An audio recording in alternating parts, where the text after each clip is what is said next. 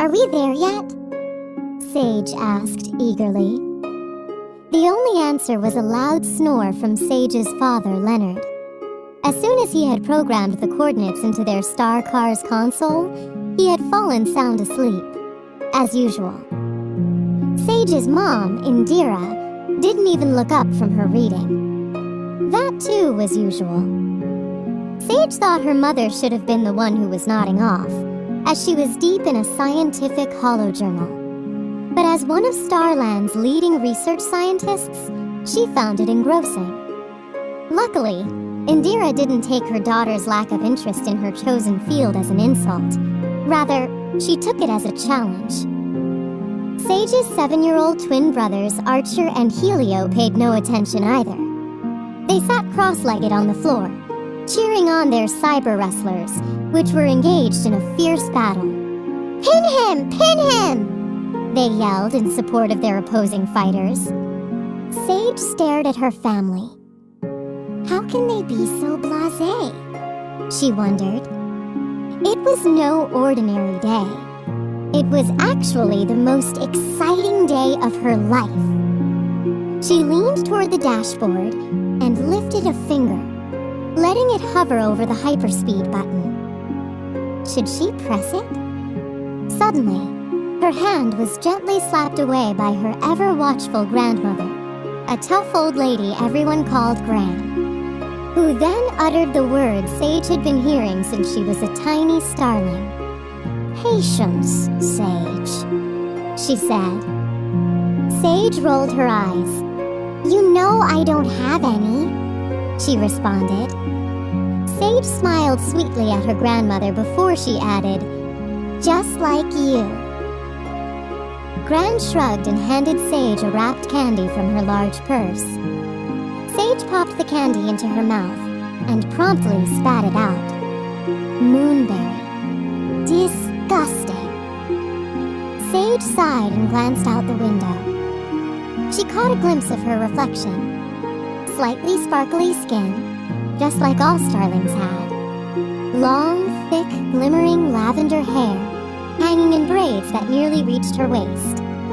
A pointy chin and large, twinkling violet eyes that gave her a slightly mischievous look. Cheeks permanently flushed pink. Rosebud lips that were usually curved into a playful smile, but were drawn into an irritated frown at the moment. The car was traveling so quickly that the scenery was one big blur. But to Sage, it felt like they were going in slow motion. She just wanted to get there already. Finally, when Sage thought she might scream, they were almost there. She looked out the window and gasped. The long, straight road that led to the gates of her brand-new boarding school was lined with towering trees, their spindly branches covered in brilliant lavender blooms. The branches stretched up into a tangled canopy overhead, forming a colorful tunnel that led to the entrance. Gran spoke, startling Sage. "Kaleidoscope trees," she told her granddaughter. "I haven't seen those since I was a young girl. They're quite rare. I forgot how beautiful they are. Keep watching. They'll change color." Sure enough, the blossoms began to turn a cheerful shade of pink before their eyes. "Starmendous," said Sage. "I wonder how they change color like that." "It's because they are composed of 94% iridus vapor," said Sage's mom without looking up. Of course. Sage and Gran exchanged grins. Indira never missed an opportunity to share scientific information with her family. Her powers of concentration were a family legend. Once, she had held a hollow conference call while the twins, convinced they needed to bathe their pet gopher, chased it all around the house, wreaking havoc around her. She hadn't even seemed to notice. But Gran more than made up for that with her constant attention to detail and her habit of stating the obvious. The car hovered up to the high black iron gates, which had an oddly lovely design of delicate curlicues and dangerously sharp spikes. Beyond them lay the campus of Starling Academy. Sage caught a quick glimpse of neat walkways, hedges trimmed into whimsical shapes, glittering buildings, and a lone white tower reaching high into the sky. The school, on the outskirts of Starland City, the largest metropolis on Starland, had an enviable location. The campus was near the violet-hued luminous lake and the stunning Crystal Mountains. The breathtaking sight had inspired students for hydrons of star years.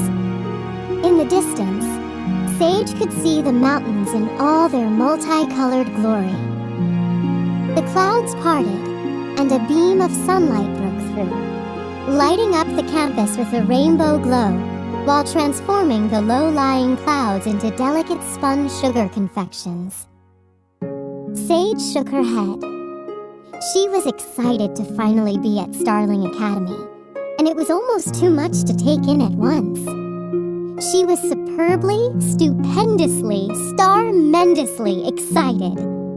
That was what she had been working so hard for. Nothing was going to stop her now. The gates rolled open slowly, and the car inched forward, then came to a stop in front of a small glass booth. A bot guard appeared and held up a hand scanner. The star car's window lowered, and without a moment's hesitation, Sage reached out and placed her palm on the scanner. It lit up bright blue. Accepted. "Welcome to Starling Academy, Sage," the guard said. It handed her a hollow book. She took it and replied, "Star salutations," the traditional Starling thank you. She gave the bot guard a friendly wave, which, as expected, was not returned. Her little brothers broke into peals of laughter at the clipped cybernetic voice. "Welcome to Starling Academy, Sage," they echoed. Gran looked over her shoulder. "It's the student manual," she whispered. "Are you sure?" Sage replied, pointing to the on-screen title. "I thought it was the cafeteria menu." "Fresh," said Gran, mock seriously. Sage loved her grandmother fiercely, but also liked to tease her. Fortunately, Gran liked to give as good as she could take. Sage's mom shut off her holo journal and looked around at everyone, blinking slowly. "Are we here already?" she asked brightly. Sage rolled her eyes. "Yes, Mom," she said. Sage's father startled awake with a loud snort. "What? Who? Where am I?" he sputtered. That sent the boys on another round of giggles. Sage ignored them. She looked around, took a deep breath, and squinched her eyes closed as the car glided through the entrance and the gates rolled shut behind them. She could really picture herself happy there. "I wish for big, exciting things to happen to me here," she thought. Her wish would come true, and then some.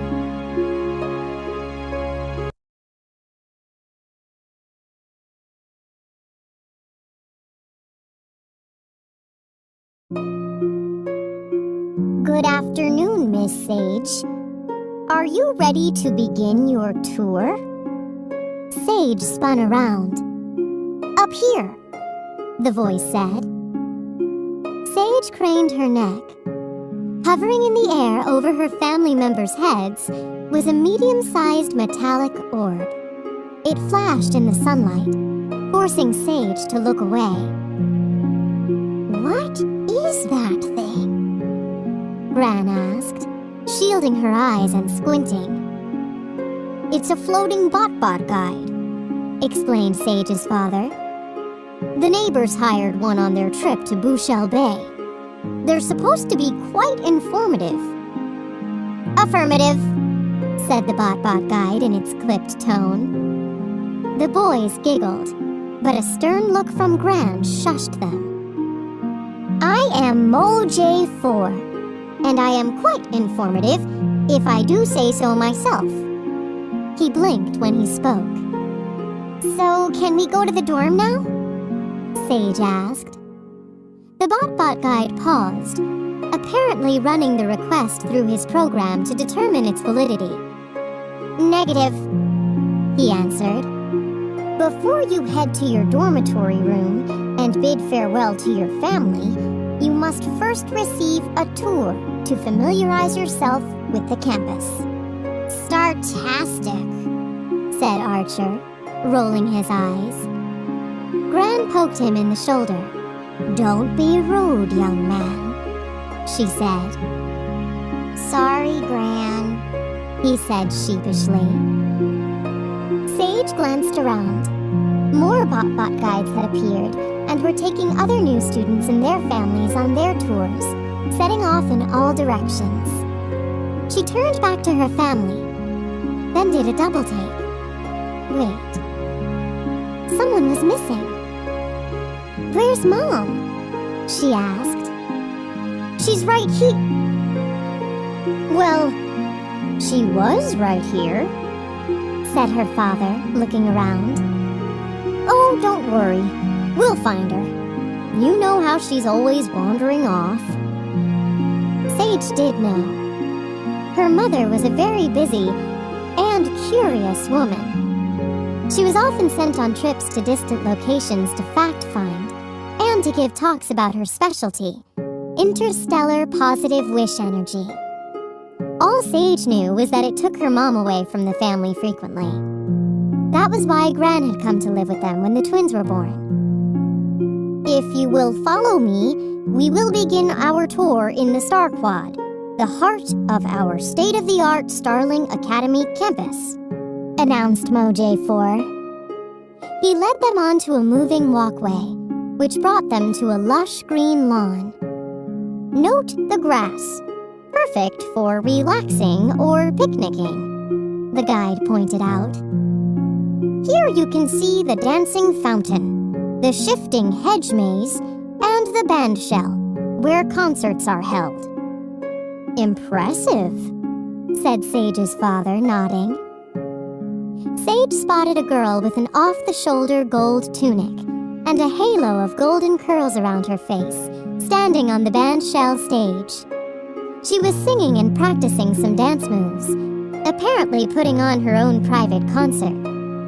Several students were lounging on the edge of the splashing fountain, which was tiled in a mosaic of pleasing shades of blue. And over here you will find the hedge maze, said Moj4. Sage and her family turned their attention to a tall wall of neatly trimmed greenery, with an entrance cut into the side. Her little brother's eyes lit up, and they took off toward it, disappearing into the maze without a backward glance. Boys, called Gran, we're still on the tour. Come back. They'll be fine, Moj4 assured her.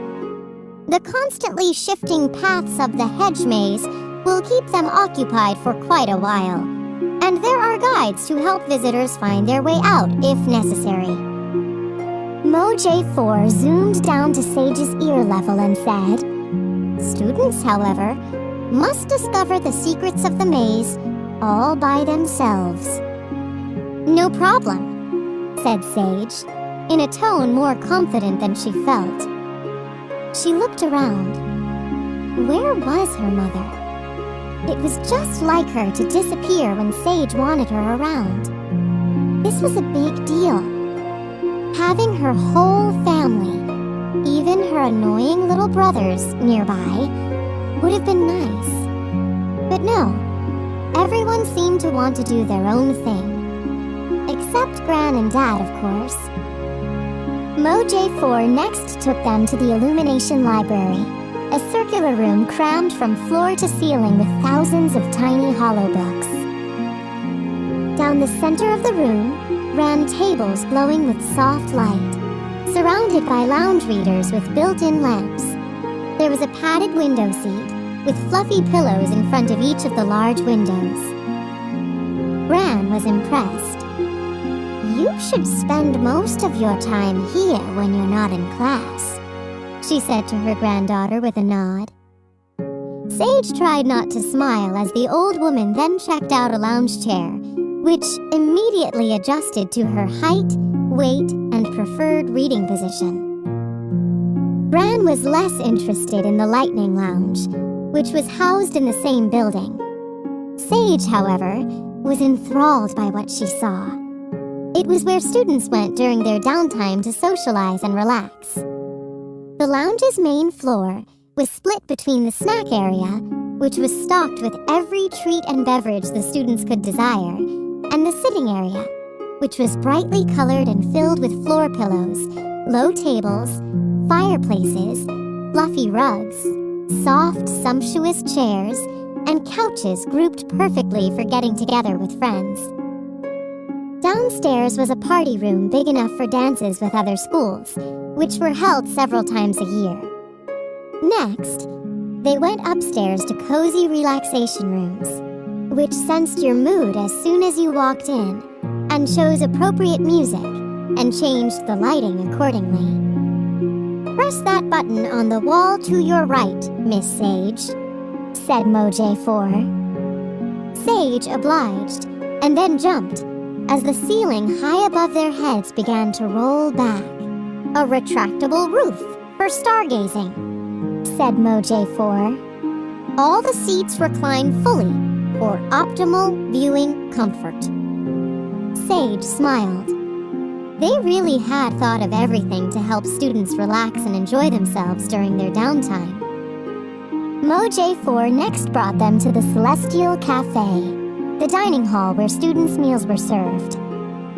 The view from the wall of windows was hollow card worth, the violet-hued luminous lake, and the stunning crystal mountains. Sage stared at the shiny peaks. She had been dying to explore the Crystal Mountains ever since she had received a crystal for her bright day. Sage's dad shook his head. "Look at all this," he said, taking in the warm lighting, the softly playing music, the table set with finery, and the bot waiters at the students' beck and call. "When I was in school, we had to bring our own lunch. We must take good care of our students, sir," said Moj4. "They need to be well fed so they can concentrate on their studies." They next went to Halo Hall, the largest building on campus, where all the classes were held. Connected to this building is a tower with the famous Wishworld surveillance deck, accessible only to students, faculty, and graduates, Moj4 explained. Sage got a thrill of excitement as they peered into a neat classroom, comfortable and inviting. Moj4 lingered in the cybernetics lab, a gleaming room filled with cyber-building equipment. "My home," he explained, with a hint of pride in his voice. "And then we'll go straight out these doors to the balcony, where we can get a stunning view of the fruit orchards to the north and south. And of course, the incomparable Crystal Mountains and luminous lake to the west." Everyone stepped outside and took in the view, nodding appreciatively. It was a truly breathtaking sight. "Lovely. Simply lovely," Gran murmured. Sage's father put his hand on his daughter's shoulder. "I can't believe this is really happening," he said. "Our little Sage is about to start Starling Academy." Sage was about to groan, "Dad, you're embarrassing me," but she held it in. Her father's eyes were shiny, and the last thing she wanted was for him to start crying. Plus, he was right. This was momentous. She just didn't feel like talking about it. In the middle of the lake are the Serenity Gardens, accessible only by boat. And of course, you can see Stellar Falls in the distance, Moj4 noted. On the other side of the lake is our brother school, Star Preparatory. Perhaps your little brothers will attend that school someday. Perhaps, muttered Gran before Sage could respond. The thought of her wild little brothers being studious enough to attend the prestigious school seemed like hydrongs of star years away to Sage. After showing them the gigantic practice wish house and the faculty residences, freestanding homes, each with a small backyard and garden, Moj 4 said, "Next, we will move on to the Radiant Recreation Center. This is our last stop before we go to your dormitory. The Recreation Center is a state-of-the-art building with equipment available for every interest and sport we play on Starland. It is where our champion e-ball team, the Glowing Lions, play every..." Sage couldn't take the suspense any longer. "Can I go to my room now, please?" she asked. She was dying to see her room, and, more important, meet her roommate. "Sage," said Gran, "your manners." Moj 4 paused again to see if the change of plan fit in with his program. "Affirmative," he concluded. Sage and her family were led past the round, gleaming rec center, along a pathway to a large white building. They stopped in front of the steps that led up to the entrance. There are 2 dormitories on campus. This is the Little Dipper dorm, for first and second year students, and nearby is the Big Dipper dorm, for third and fourth year students. Rooms are completely furnished for the students, with all the comforts of home, and roommates are carefully chosen to both complement and challenge each other. Compliment and challenge, thought Sage. Interesting. Sage's father spoke up. Sage was told not to bring anything but the clothes on her back, he said a bit anxiously. "Are you sure she'll have everything she needs?" "I guarantee it," said Moj 4. "Don't worry. You'll soon see what I mean." "All right then," said Sage's father. "This is where I say goodbye," said Moj 4. "Once you step through the doors, hop right onto the cosmic transporter, which will take you directly to your room. It was a pleasure to meet you, Miss Sage. I hope we'll meet again. I will send your brothers to you. Good luck, and don't forget to count your lucky stars." "Star salutations," Gran and Sage's father called. "Star salutations," Sage repeated. But Moj 4 was already gone, floating off to find her brothers. "You should start reading it right away," Sage's grandmother said, once they had gone inside and were standing on the cosmic transporter, a moving sidewalk that looped throughout the entire dormitory. "Reading what?" Sage asked. "The student manual," said Gran exasperatedly. "Oh, right," said Sage, fishing around in her pocket until she located the hollow book. She pressed a button, and the manual was projected into the air in front of her. "Welcome to Starling Academy," she read aloud.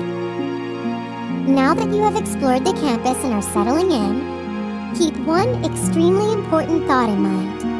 The future of Starland depends on you. As every Starling knows, the positive energy that comes from the wishlings who live on Wishworld is our most precious natural resource. We rely on it to power our star cars, illuminate our lights, and, in short, provide Starland with the energy it requires to function every star day. You are tasked with learning how to help make wishers' wishes come true, so you can become members of the next generation of wish granters. That way, the wishers will keep making these crucial wishes, and life, for starlings and wishlings alike will continue as we all know it. As a student at Starling Academy, you will receive extensive, rigorous training in wish identification, wish fulfillment, wish energy capture, wishful thinking, wish probability and statistics, plus art, music, dance, and a variety of sports. Sage's voice trailed off. Blah, blah, blah, blah, blah, she concluded, shutting down the hollow book with a flick of her wrist. She rolled her eyes. No pressure or anything, she said. Gran laughed, but then her wrinkled face grew serious. Sage, she scolded, you need to pay attention. There could be some important information in that manual. It might even be on an examination. What examination? Sage asked teasingly. Her grandmother was so old-fashioned sometimes. An important examination, Gran insisted. Sage leaned against the railing of the cosmic transporter. As they passed open doorways, she peeked into several of the rooms. There were girls crying as they said goodbye to their families, and others who waved merrily as their parents departed. That all made Sage even more impatient. She simply couldn't wait to see her room and meet her roommate. Finally, the transporter began to slow down. Sage straightened up as she and her family were deposited right in front of a doorway. Room 261. They all stood there for a moment in silence. They hesitated in front of the door. Suddenly, Helio and Archer came running down the cosmic transporter, nearly knocking into a student and her parents, who stared angrily at the boys. They jumped off the mover and dramatically rolled on the floor before coming to a stop. They bounced to their feet, not even out of breath. This place is pretty starmendous, Helio shouted. Did you see the boathouse? I guess this is it, said Sage, feeling an unfamiliar fluttering in her stomach. I think I'm a little nervous, she admitted. Gran gave her a quizzical look. Her dad raised his eyebrows and gave her shoulder a quick squeeze. At the same time, Archer, just as impatient as she was, reached up and slapped the hand scanner in the middle of the door. There was a red flash and an irritating buzzing noise. Access denied, the bot voice said sternly. Out of my way, said Sage, ruffling her brother's hair as she pushed past to show him she really wasn't mad, just pretending. She placed her hand on the scanner. Welcome, Sage, the bot voice said pleasantly, as the scanner glowed a bright blue. They were in the right place. The door slid open, and there stood Sage's mother. There you are, she exclaimed, as though they had been the ones who had wandered off. How did you get in? Sage's brother demanded. Oh, Sage's roommate was here, explained Indira. Where is she? Sage asked excitedly. She stepped out for a starman, her mother replied. Where did you go, anyway? Sage started. But then her eyes took in the dorm room furnishings, and her voice trailed off. She stared around in disbelief. Now she understood why she had been told to come to Starling Academy empty-handed. The room was amazing. They had decorated it just the way Sage had hoped. They had asked so many questions on the school application, but this far exceeded any expectation she'd had. It reflected her personality and her love of lavender to perfection. It even had hollow-powered windows, so Sage could control the view. They've thought of everything, said her mother. The room was circular, Sage's favorite shape, and she had a round bed and what looked like an extraordinarily comfortable round chair. 2 softly glowing plants stood at either side of the bed, the perfect nightlights in her opinion. A glimmering chandelier hung from the ceiling. Her father blinked. "Unbelievable," he said.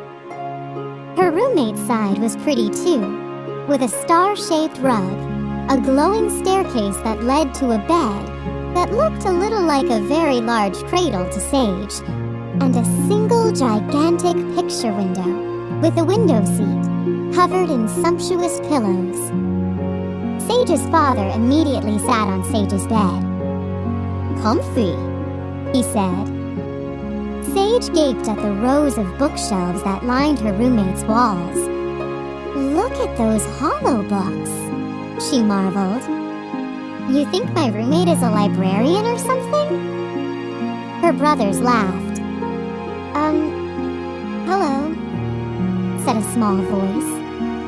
Everyone turned to the open doorway, where a baby-faced girl with pale skin, big round glasses, and pinkish white hair done up in perky little pigtail buns stood. It looked like she was trying to decide whether to step inside or run away. Despite the girl's embarrassment, Sage noticed that the girl's lashes were so thick and dark that they almost looked fake. She was wearing a light, loose shirt with spaghetti straps, shorts, swirly leggings, and pale pink ballet slippers, which laced up her legs. She was so small and neat-looking that she made Sage, who was tall and lean, feel like she was all gangly arms and legs. The girl seemed to make a decision, and she walked up to Sage uncertainly. "I'm Cassie," she said softly. Sage gulped and smiled at her roommate. "Sorry," she said. "It's just that you have so many books." Gran elbowed her in the side. I'm sure they're all very interesting," Sage said. Impulsively, she lunged forward to hug her new roommate. Startled, the girl took a step back. She lost her balance and knocked into a pile of hollow books which sat on a table. The 2 girls bent down to pick them up at the same time and cracked heads. Sage rubbed her sore head and gulped again. What a way to make a first impression! Her brothers burst out laughing. "Startastic, Sage!" Helio cried. Sage glared at them, then turned toward her new roommate. "Sorry about that," she said. She had already apologized 2 times in as many Starmans. That had to be some sort of new roommate record. Pleased to meet you.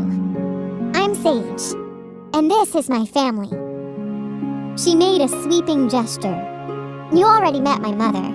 The man lying down is my father, Leonard. This is my grandmother. You can call her Gran. And the 2 little boys who just disappeared under your bed are my twin brothers, Helio and Archer." Cassie looked mildly surprised at that bit of news. She stood up, adjusted her glasses, and gave Sage a tight smile. More like a grimace, actually. "So, no offense at the librarian comment?" asked Sage. "I was just trying to be funny. Just ignore it. I didn't mean any harm. The room looks great. Very homey. Actually, I love libraries. And librarians. I mean, who doesn't?" she said all in a rush.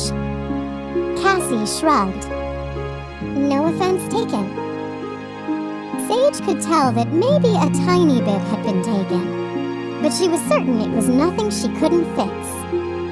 After taking a quick peek under her bed, Cassie began to rummage through her already jumbled drawers. Sage's father got up from her bed and stared out the window, lost in thought. Gran took one look at the slightly rumpled bed and, without warning, stripped off the linens and began remaking it. Gran certainly liked to keep busy. Sage wandered around the room, taking it all in. she stopped at the nearest closet and slid the door open. "No!" Cassie shouted. She darted across the room, reached past Sage, and slammed the door shut. "That's my closet!" She spun around, her cheeks flushed. She took a deep breath to collect herself. That is your closet," she said, more calmly, pointing across the room. Puzzled, everyone stared at her for a moment. Note, thought Sage, roommate is very private about her clothes. She wouldn't be making that mistake again. Gran fluffed Sage's pillow, then reached over to pick up a small handheld device that was sitting on Sage's desk. "What's this?" she asked. "Got me," said Sage. "That's a stars app," Cassie explained. "We all get one. We have to keep it with us at all times, because that's how the school corresponds with us." She then gave Sage a quizzical look. "It's discussed in great detail in the student manual." Gran tisk-tisked at Sage, who shrugged. "Can we go home now?" Archer whined as he crawled out from under Cassie's bed. Sage's mom gave a brisk nod. "Time to go home," she said. Sage's dad turned to Sage slowly. "I guess it's time to leave," he said reluctantly. "Look what I found!" cried Helio, rolling out from underneath Cassie's bed, holding a small bag of pellets. "These look like green globules!" Sage gawked. They did look remarkably similar to the food her brothers fed their pet Gopher. It also loved to eat flowers late at night. Cassie's eyes widened in alarm. "Oh no!" she cried. That's actually a special snack I brought from home." And before everyone's astonished eyes, she selected a pellet and popped it into her mouth. Delicious," she mumbled, but her face told a different story. Well, that was weird, Sage thought. Her family just stared at Cassie. "That really did look like a green globule," Archer said, shaking his head. "Disgusting." He knew that quite well, Sage remembered, because he had once eaten one himself on a dare from his twin. "Well, thanks for everything," Sage said brightly to her family. "Bye." She hated long, drawn-out farewells. When Sage had said goodbye to her friends back home, she had made it short and sweet, too. Sure, she was sad, but there was no sense in making something painful even harder than it needed to be. Her father squeezed her tight. "I'm so proud of you, Toodles," he whispered into her ear, using her embarrassing family nickname. He opened his mouth as if he was going to say something else, then just settled for another hug. That gave Sage an uncomfortable lump in her throat. She squirmed out of his grasp.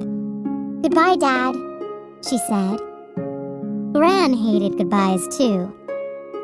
"See you around, kid," she said with a wink. At their father's urging, the twins each gave Sage a hug as well. But each one was so brief that it was as if she had a contagious illness they were afraid of contracting. Still, Sage knew they would miss her, if only because she helped them with their homework and would, if asked nicely, eat all their garble greens for them so they could get dessert. Sage's mom put her hands on Sage's shoulders and gave her a quick, firm embrace. She stepped back and looked deep into Sage's violet eyes. "Make me proud, my dear," she said. Then she leaned forward and whispered in her ear, "You're star-tacular, and don't you forget it." Sage snapped back her head to stare at her mother. "Thanks, Mom," she stammered. Her mom's compliments were rare, so when she gave one, you knew she meant it. When Sage was younger, she used to be jealous of kids whose mothers smothered them with accolades. "You're the brightest star in the galaxy," or "You glimmer like a supernova." But as she got older, she grew to appreciate her mother's measured but heartfelt words of praise. It felt like Sage had earned them. Studies had never been easy for her, and she sometimes felt like she was disappointing her mom. Sage had had to work hard for every I, which stood for illuminated, the top grade a student could receive. She was awarded. So her mother's words really meant a lot. Indira touched her daughter's cheek, then joined the rest of the family in the hallway. After a moment, Sage slid the door closed behind them. The two girls stared at each other for a moment. Sage flopped down on the bed Gran had remade so neatly and clutched her pillow to her chest. "So, tell me everything about you," she said to Cassie. "Don't leave anything out." Cassie looked around the room wildly, positively panicked. Just then, their star zaps beeped. They both looked down at their display screens. "Report to the Star Quad in 20 star mins for the start of the welcome procession." "Welcome procession?" said Sage. Cassie gave her a look. "It's in the student manual," Sage guessed.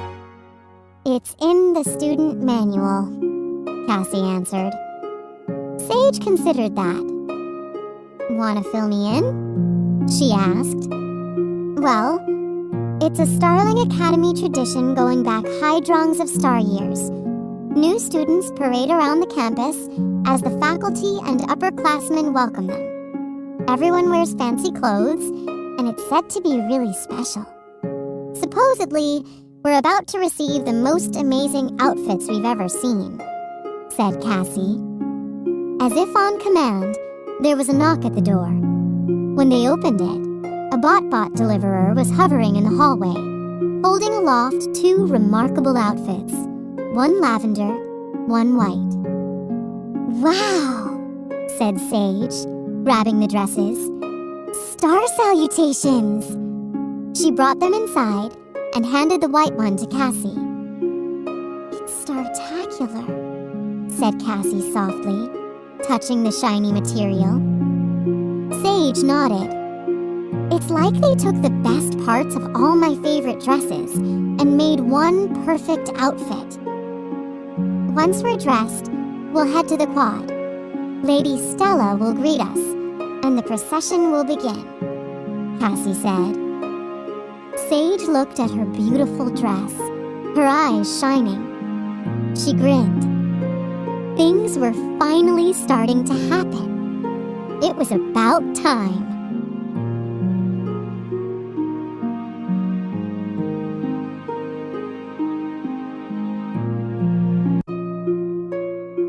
"How do I look?"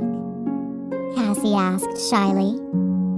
Sage took one last look in the mirror and turned to face her roommate. "Beautiful," she told her. Cassie was wearing a sheer white dress embroidered with a sprinkling of silvery stardust. The waist was cinched with a wide silver sash tied in the back in a big bow. Underneath, she wore a simple glimmering silver slip. On her head was a wide headband of glowing moons and stars. Glitter slippers completed the ensemble. "You look lovely too," Cassie told Sage. "Star salutations," replied Sage. She felt magical.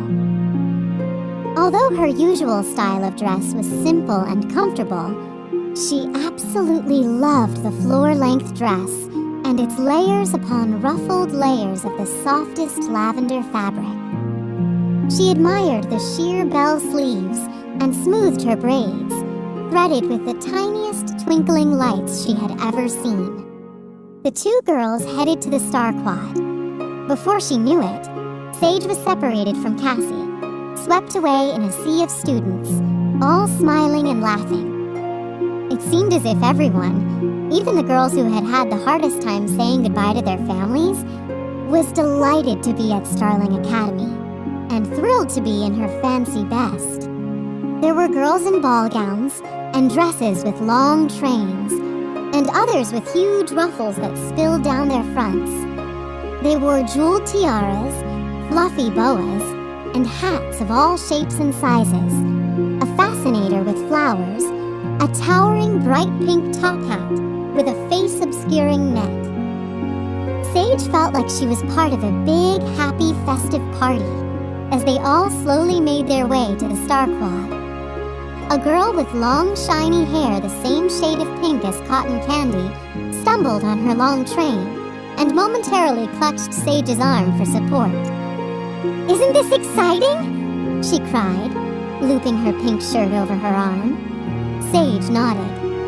It was actually the very definition of exciting, in her opinion. Finally, everyone was gathered in the Star Quad. A tall, regal-looking woman stepped onto the stage. She had sparkling olive skin and bright red lips, and wore a long, flowing midnight blue gown with enormous sleeves that shimmered like the heavens at night. A single golden star sat in the middle of her forehead, but it was her headdress that really took Sage's breath away. A galaxy of stars clustered around her head, neck, and shoulders, spinning and glittering. A hush fell over the crowd. "I am Lady Stella," she said, although she needed no introduction. She was so famous as headmistress of the most prestigious school in all of Starland that her name was often in the holopapers and her face on the news. Some truly obsessed girls even dressed up like Lady Stella on Light-Giving Day, the holiday celebrating the first star day of the time of new beginnings, when Starling children dressed up in costumes and went door to door distributing newly bloomed flowers. Every student in the room had gone through the same rigorous process in the hope of attending Starling Academy. Application forms, essays, testing, recommendations. Only a small percentage of those who applied were granted an interview with the headmistress, and an even smaller percentage of girls was accepted. Starling Academy had a 100% attendance rate. Every student who was admitted chose to enroll. Every year. Lady Stella continued. "Welcome to Starling Academy and the student procession. It is a time-honored tradition for our newest students to dress in their finest clothes and walk through the campus to be received by students and faculty. We welcome you to the Starling Academy community and congratulate you on your acceptance. We thank you for joining us in the pursuit of knowledge and positive wish energy." She raised her arms. "Let the procession begin."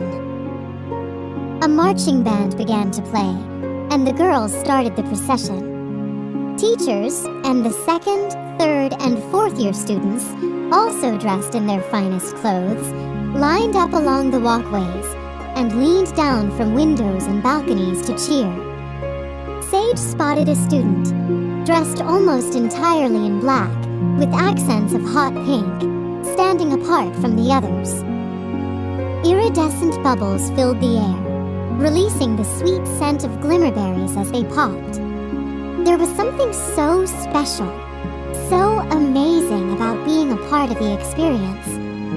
When the new students passed the Big Dipper dorm, girls standing on the balcony cheered, showering them with flower petals that changed color as they floated down and disappeared when they hit the ground. "Welcome, new students," appeared in the sky in glittering script. Sage grinned as she took in the dizzying beauty of the scene. "I will remember this forever," she thought. After the procession, the students were led into the auditorium, where Sage settled into a plush seat.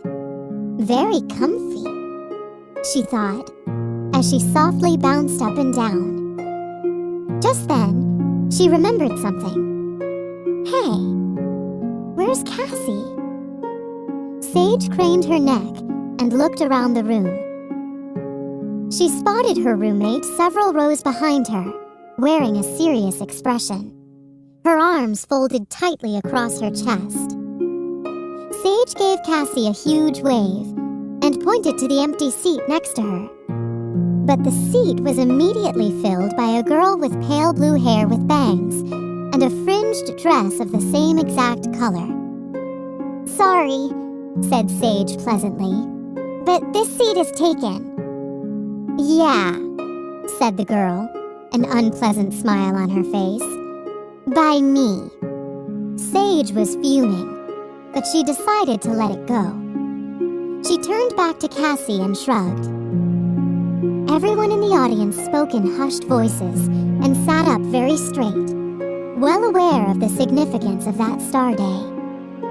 Some of the girls were already whispering together as if they had been friends forever. Sage felt a stab of excitement. It was possible that somewhere in that room was her future best friend. But then she thought her future biggest enemy could be there too. The crowd burst into thunderous applause as Lady Stella stepped onto the stage. "Welcome to Starling Academy," Lady Stella began. "I hope you enjoyed the welcome procession. You are an extremely exceptional group of students. Almost every girl on our star who has reached the age of fulfillment applies for a spot in Starling Academy. You've all worked very hard to get here, and we are happy to have you." Sage felt a flush of pride. Simply sitting there in the auditorium was already an accomplishment. And now, you are about to begin the most important work of your lives. Lady Stella paused. As we all know, you are all here to begin your training to become wish granters. Once your education is complete, you will be on your way to collecting the precious wish energy that keeps Starland operating. She paused and nodded.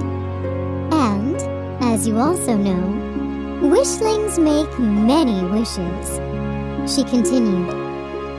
As they are about to blow out their birthday candles, Sage sniffed appreciatively as the smell of chocolate cake filled the room.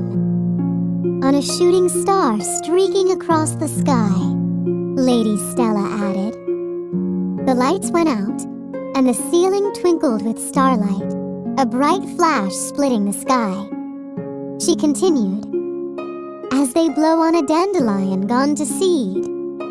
Sage reached up to touch one of the small white tufts that appeared and danced around the room. As they toss a coin into a fountain. Students squealed as they were sprinkled with cool water droplets.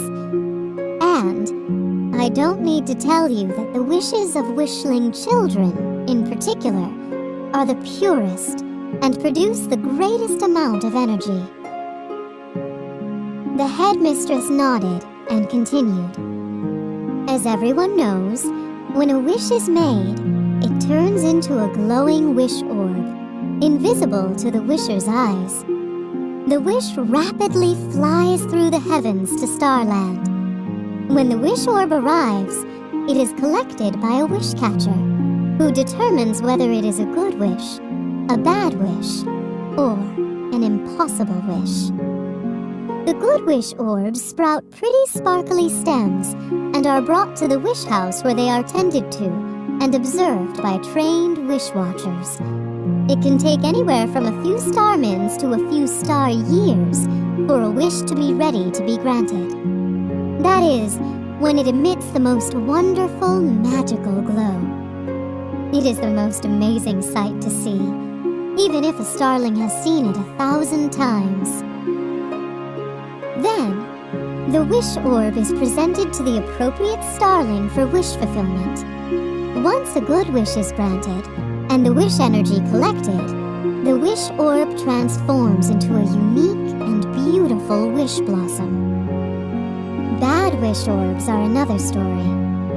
They sprout stems that don't sparkle, and are immediately transported to a special containment center, as they are very dangerous and must not be granted. Impossible wish orbs sprout stems that sparkle with an unbearably bright light. They are taken to a special area of the wish house with tinted windows to cut down on the glare they produce. They are monitored in the hopes that one day they can be turned into good wishes that are within our powers to help grant. Here at Star Academy, we have a state-of-the-art practice wish house where you will learn to do exactly that. Sage rolled her eyes. Every starling toddler knew that stuff. Boring! She sighed and turned around to look at Cassie. Surely she was feeling restless too. But Cassie was completely focused on the headmistress, with the same very serious expression on her face. Unable to catch her roommate's eye, Sage looked around the room. She spotted a girl whispering to her seatmate. Her orange hair was done in a beautiful upswept style. The girl must have sensed someone's eyes on her, because she turned around, caught Sage staring, and stuck out her tongue at Sage. Sage didn't know whether to laugh or be mad. She quickly looked away. What a saucy starling! Sage turned her attention back to the headmistress, who was still talking. And so, I am happy to report that this year's class is our most talented yet. Be prepared to study hard, learn a lot, and accomplish great things. And soon, you will be on your way to graduating and becoming wish granters, Lady Stella concluded. Are there any questions? Sage raised her hand. The headmistress shaded her eyes. Yes, she said. When do we get started? Sage asked. Heads swiveled around, and there were a couple of giggles. Sage barely noticed. And what is your name, my dear? Lady Stella asked. Sage, she replied. The headmistress smiled and nodded, as if she had known that all along. Before you know it, Sage, she said. Before you know it. Lady Stella clapped her hands together. So now, everyone take out your star zaps. You will be meeting in small groups for your formal orientation. You will receive a message telling you where you need to go. Sage placed her communicator on her lap and stared at the blank screen expectantly. I'm Group 1, shouted a girl. Me too, said another. Sage looked over the shoulder of the girl sitting in front of her. The girl's screen lit up. Group 3, it said. Then, report to Constellation Classroom 313. Sage watched in dismay as girl after girl received her assignment and headed to her classroom, some joining up with fellow classmates and chattering excitedly. Still, her screen remained maddeningly blank. Finally, it lit up. S.D. She stared at the letters, her brow furrowed. That made no sense. What does that mean? She wondered. The next message read, Report to Headmistress's office. Sage nodded. Headmistress's office? Now things were getting interesting. The girl sitting next to Sage peered down at Sage's communicator from beneath her long, pale blue bangs. SD? She said. What does that stand for? She turned to the girl next to her and elbowed her in the side, before adding snidely, I know. Super dorky. Sage thought fast. Actually, it means superbly delightful, she countered. The girl paused for a moment. So doubtful, she finally crowed, obviously pleased with herself. Well, you are most definitely not going to be my new best friend, thought Sage as she stood, pushed her way past the girl, and headed down the aisle. Sage jumped as a cold hand reached out and grabbed her elbow. She spun around, ready for another confrontation. But it was Cassie, biting her lip and looking worried. "Sage," she said, "I just got a weird message, and I'm not sure what to think." "SD?" asked Sage. Cassie's face brightened. "Yes. You too?" she asked. "Me too," replied Sage with a nod. "Superstar," Cassie said, looking very relieved. "I think it must be something good," mused Sage. Cassie blinked. I hope so," she said. "But I'm a little worried. What if we're in trouble or something?"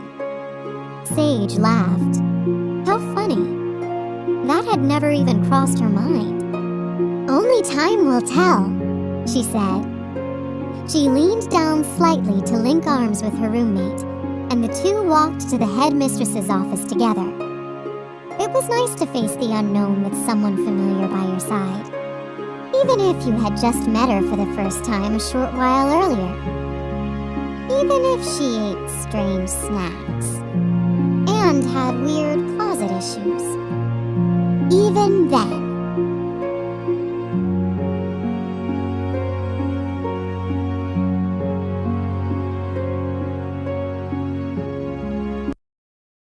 Sage counted again. 12. Including herself, there were 12 girls seated at the round silver table in the headmistress's enormous office. Each seat had a hollow place card in front of it. Sage was sitting between Tessa, a girl with bright green curls who seemed really kind, and Adora, whose eyes were an amazing shade of light blue. Everyone was dressed in their finery, and it looked like they were all sitting down to a fancy dinner party, minus the place settings and the food, of course. Sage was across from a girl in a black mask with pink sequins. Sage frowned as she took in the girl's magenta eyes and fuchsia hair. She wore a puffy layered skirt and a short-sleeved rhinestone-trimmed jacket with an enormous ruffled collar over a hot pink and black striped blouse. She also had on black lace gloves. She was very striking. Wasn't she the same girl Sage had spotted standing on the balcony during the procession? And didn't that mean she was an upperclassman? What was she doing at new student orientation? It was all very confusing. Sage then looked curiously at the others around the table, matching each face with the name on the place card. Adora, Tessa, Gemma, who was chatting away. Sage recognized her as the girl who had stuck out her tongue in the auditorium. Vega, Leona, who had been singing and dancing on the quad. Clover, Libby, the girl in pink who had tripped on her train during the procession. Piper, Astra, Cassie, and Scarlet, the masked upperclassmen. Sage noticed that Vega looked a bit worried, and Piper seemed lost in thought, twirling a piece of her seafoam green hair around her finger. Libby was studying everyone intently. Astra, who somehow managed to make her bright red gown look sporty, was attempting to have a friendly chat with Cassie, who was shooting glances around the room, apparently unable to concentrate on small talk. Sage herself felt like she was going to jump out of her skin if she didn't find out what was going on. Immediately. Then, the office door slid open, and Lady Stella glided inside. She looked at the girls assembled around the table, carefully studying each one. Sage gazed right back at her. Lady Stella was even lovelier up close. Her sparkling olive skin was smooth and flawless, and her eyes danced in the light from her glimmering headpiece. Sage watched as the headmistress closed her eyes for a moment, as if to collect her thoughts. Then, she said something truly incredible. "You 12 girls are about to make Starling history," she pronounced solemnly. There were several gasps. "Moons and stars!" Cassie cried, looking apprehensive. Sage, on the other hand, felt elated. This was good. Very good. "What in the stars are you talking about?" cried Gemma. "Gemma!" scolded Tessa. "Don't be rude." Sage stared at the two girls. Did they know each other? "But I really want to know," Gemma exclaimed. "I mean, you can't just say something like that and leave us hanging. I mean, I'm really..." Tessa leaned forward and placed her hand over Gemma's mouth. Everyone stared. That seemed pretty inappropriate. Lady Stella laughed at their shocked faces. "Gemma and Tessa are sisters," she told everyone. "Okay, back to business. Let me explain what I mean. We have always known that the greatest amount of positive energy is generated by granting the wishes of young wishlings. Traditionally, this has been done only by Starling adults who have graduated from a wish-granting academy. But I have a theory that if the wishes of young wishlings were to be granted by young starlings, this special combination would produce an even greater amount of positive wish energy. My plan is for Starling Academy students to go down to Wishworld for the first time in history and test this theory." A stunned silence filled the room. "It makes perfect sense," she said. "Young starlings could attend school, join teams and clubs, and blend in seamlessly with young wishlings." Sage looked down at the table, barely holding back a small smile. Starling Academy students traveling to Wishworld and granting wishes? Amazing! She was pretty sure she knew what was coming next, and she held her breath in anticipation. "And who are these lucky students?" "All of you, of course. 12 talented girls who are as unique as those they are going to help. 4 third years, Scarlet, Leona, Tessa, and Adora. 4 second years, Piper, Vega, Clover, and Astra. And 4 first years, Sage, Cassie, Libby, and Gemma." The 12 girls stared at Lady Stella in silence as the weight of her words sank in. Cassie was the first to speak. She looked stricken. "I don't get it," she cried. "Why me? Why us?" Lady Stella smiled a secret smile. "It will all be revealed in due time," she said. The room began to buzz with excited chatter. Sage could see why Cassie might be apprehensive. Starlings had to train for 4 years before they were allowed to travel down to Wishworld to grant wishes. But to Sage, this was nothing but a thrilling, unexpected gift. Lady Stella held up a hand for silence, and everyone immediately stopped talking. "If our calculations are correct, the amount of positive energy you collect could be up to 1,000 times greater than usual." The headmistress had a serious look on her face. "There is just one thing you must know. This is highly controversial and must remain a secret. To the rest of the school, you are students, just like them. You will attend classes with your fellow classmates. You will join teams and participate in clubs. To the rest of Starling Academy, you will be no different from any other student." She smiled. "Except for one small thing. During the last period of each star day, you will report to a specially built soundproof classroom for a class only for you. In order to divert attention away from our secret plans, the rest of the school will think you are part of a monitored study group. You can't possibly mean us, too, exclaimed Leona, indicating herself and the other 7 older girls. I mean every one of you, Lady Stella answered. Wait a Starmin, said Vega, clearly dismayed. You mean no one will know that we're on this special mission? That they will think we need extra help? This is not about personal glory, Lady Stella said sternly. If you don't want to be a part of Starling history, you can turn down your spot.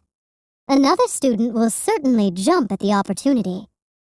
Lady Stella extended her arms dramatically. So, she said, are you all in? Yes, shouted Sage right away. Astra gave her a dirty look. Clearly, she had wanted to be the first to speak. Yes, she said. All around the table, the girls accepted the challenge. Some were more emphatic in their response than others.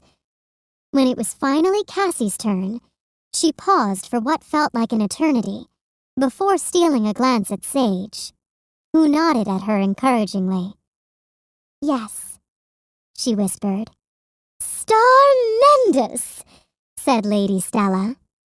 She then pointed to the middle of the table, where a large pile of glittery golden boxes in all shapes and sizes sat.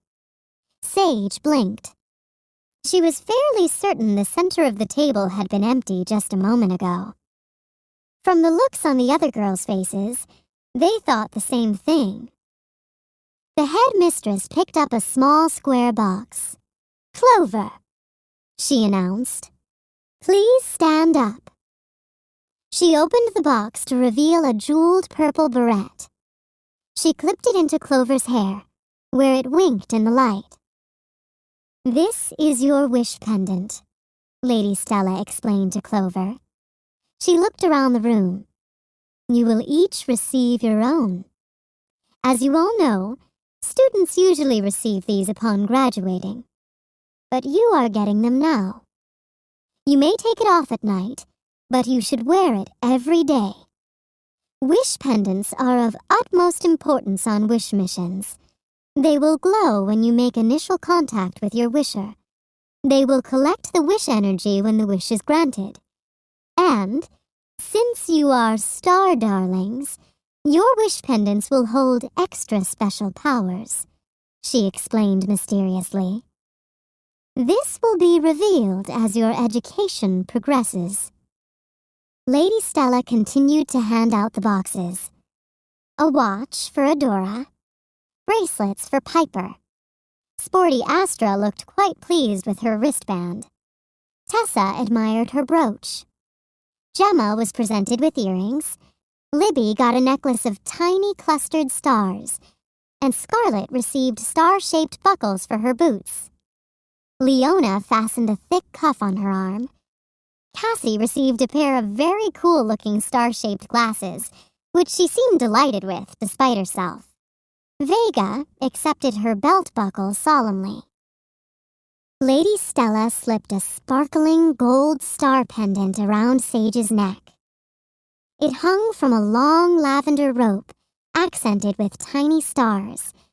It was beautiful to look at, and she could somehow sense that it had great powers. She found herself trembling as she admired it. There was a rap at the door. Lady Stella inclined her head, and the door slid open. A short, stocky woman with purple hair stood uncomfortably in the doorway. Allow me to introduce Lady Cordial, our head of admissions, Lady Stella said. Hello, students, Lady Cordial said in a low voice. Lady Cordial is our admissions director and is instrumental in helping select each incoming class. I have decided to share your secret mission with her. She, a wish watcher, who will notify us when our wishes are ready to be granted, and a few of your professors will be the only Starling Academy members who know of your mission. Please, introduce yourselves to her." So one by one, the girls stood up and said their names, doing the traditional Starling bow. Lady Cordial clasped her hands together after each bow, the Starling way. Salutations, girls," she said when they were done. "Star salutations, Lady Cordial," the girls chorused. "Now go to the Celestial Cafe, have a nice dinner, and get a good night's sleep. Your classes begin first thing tomorrow morning. Your schedules have already been sent to your communicators," Lady Stella told them. Sage felt a shiver of excitement run down her spine as she stood up from the table. Cassie, her eyes large behind her glasses, and her face even paler than usual, made a beeline for Sage. "I don't know about this, Sage. What have we gotten ourselves into?" Sage patted her roommate's arm reassuringly. "What have we gotten ourselves into?" she thought. "Just the most amazingly startastic thing ever." Cassie turned and headed out the door. Sage followed her and paused to tap her elbows together 3 times, as inconspicuously as she could. 3 times for good luck, someone said. Startled, Sage turned around to find the headmistress smiling down at her. "You are eager to begin," Lady Stella said. "I like that." She turned to walk away. "Lady Stella?" Sage called. "Yes," said the headmistress. "What does SD stand for anyway?" Sage asked. Lady Stella nodded. "I was wondering when someone was going to ask. You will be known, in private only, of course, as the Star Darlings." Sage smiled. "Star Darlings," she whispered to herself. It was a good name. She liked it. A lot.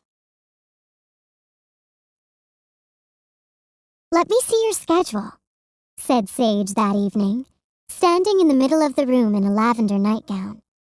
She had cleaned her teeth with her brand new toothlight and taken a sparkle shower to keep her skin shiny and glittery, and she was almost ready for bed.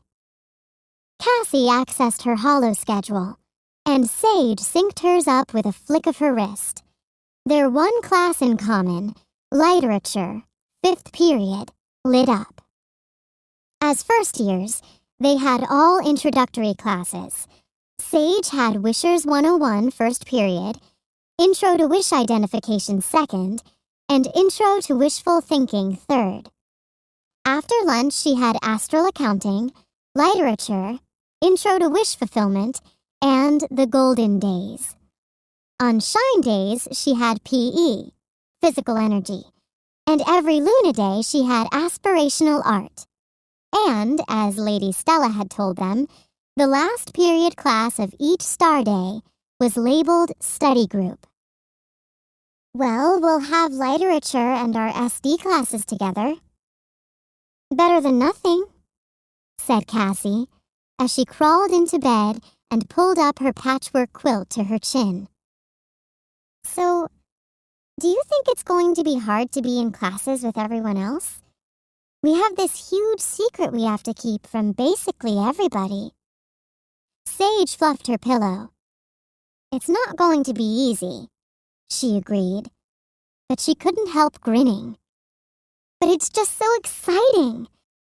I don't even know how I am going to sleep tonight." "Speak for yourself," said Cassie, yawning. "Are you ready for me to shut off the lights?" "Sure," said Sage.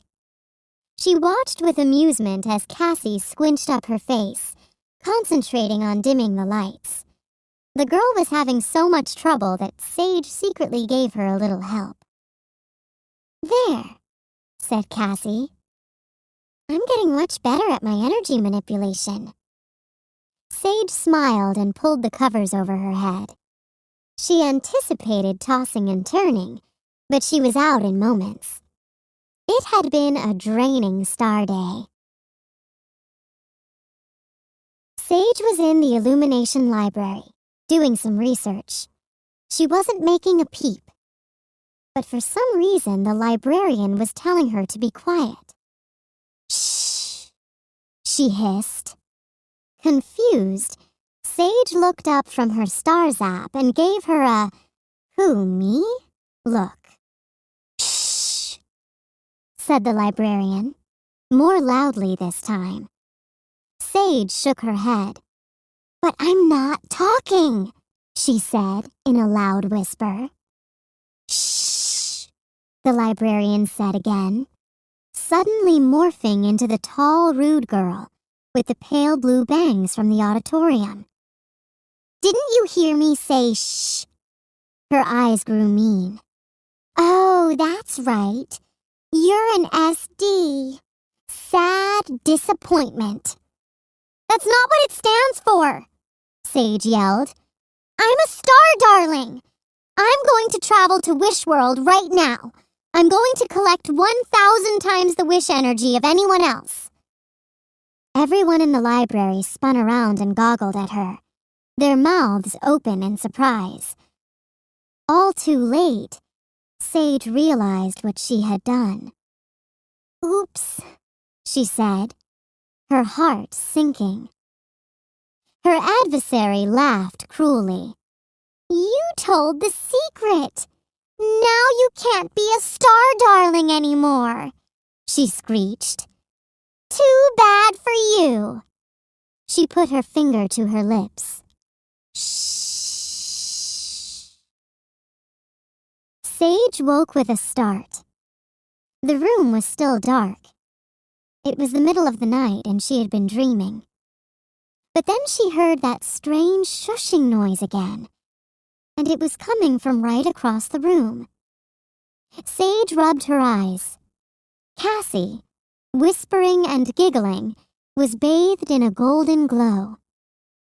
Was it Sage's imagination, or did she hear a funny little musical buzzing sound? It was quite lovely, actually. I must still be dreaming, Sage thought, and she promptly fell back asleep. When she woke up the next morning, Cassie was sliding her closet door closed. "Hey, Cassie," said Sage, sitting up in bed. "I had the weirdest dream last night. You were giggling, and there was this weird, beautiful sound." Cassie's eyes widened behind her glasses. "Dreams can be so strange," she said quickly. Sage frowned. It had all seemed so real. She got out of bed, opened her closet door, and pulled on a long, sleeveless lavender dress, lavender tights, and gladiator sandals that laced up her legs. She looked at her reflection in the mirror. Nice. Flowing and comfortable. Her favorite combination. "Ready for breakfast?" asked Cassie. Sage's stomach rumbled. "Sounds good to me," she said. She picked up her communicator from the desk and put it in her pocket. As she took one quick glance back over her shoulder, she thought she saw a faint glow coming from Cassie's closet. She was about to say something, but Cassie practically pushed her out of the room. By the time the door slid shut behind them with a whoosh, it had completely slipped Sage's mind. They hopped on the cosmic transporter and joined other students as they made their way to the Celestial Cafe. Adora was waving to them from across the room, where she sat with her roommate, Tessa, as well as Libby and Gemma. "Nice table," said Sage, pulling out a chair and sitting down. The view of the Crystal Mountains was starmendous. As the rest of the Star Darlings arrived for breakfast, Adora waved them over. have an idea, said Astra, looking around. Let's make this our table. A bunch of girls who graduated last year used to sit here, so now it could be ours. Scarlet rolled her eyes, but everyone else seemed to think that was a good idea. When Sage's breakfast arrived, she discovered that she didn't have much of an appetite. Too excited to eat, she picked at her star cakes. She was amused that the usually anxious Cassie polished off her bowl of Sparkle O's, a glimmering cereal that Sage's mom would never buy, despite her little brother's begging and pleading, and even asked the bot waiter for seconds. "Certainly, Cassie," it said, zipping off to the kitchen.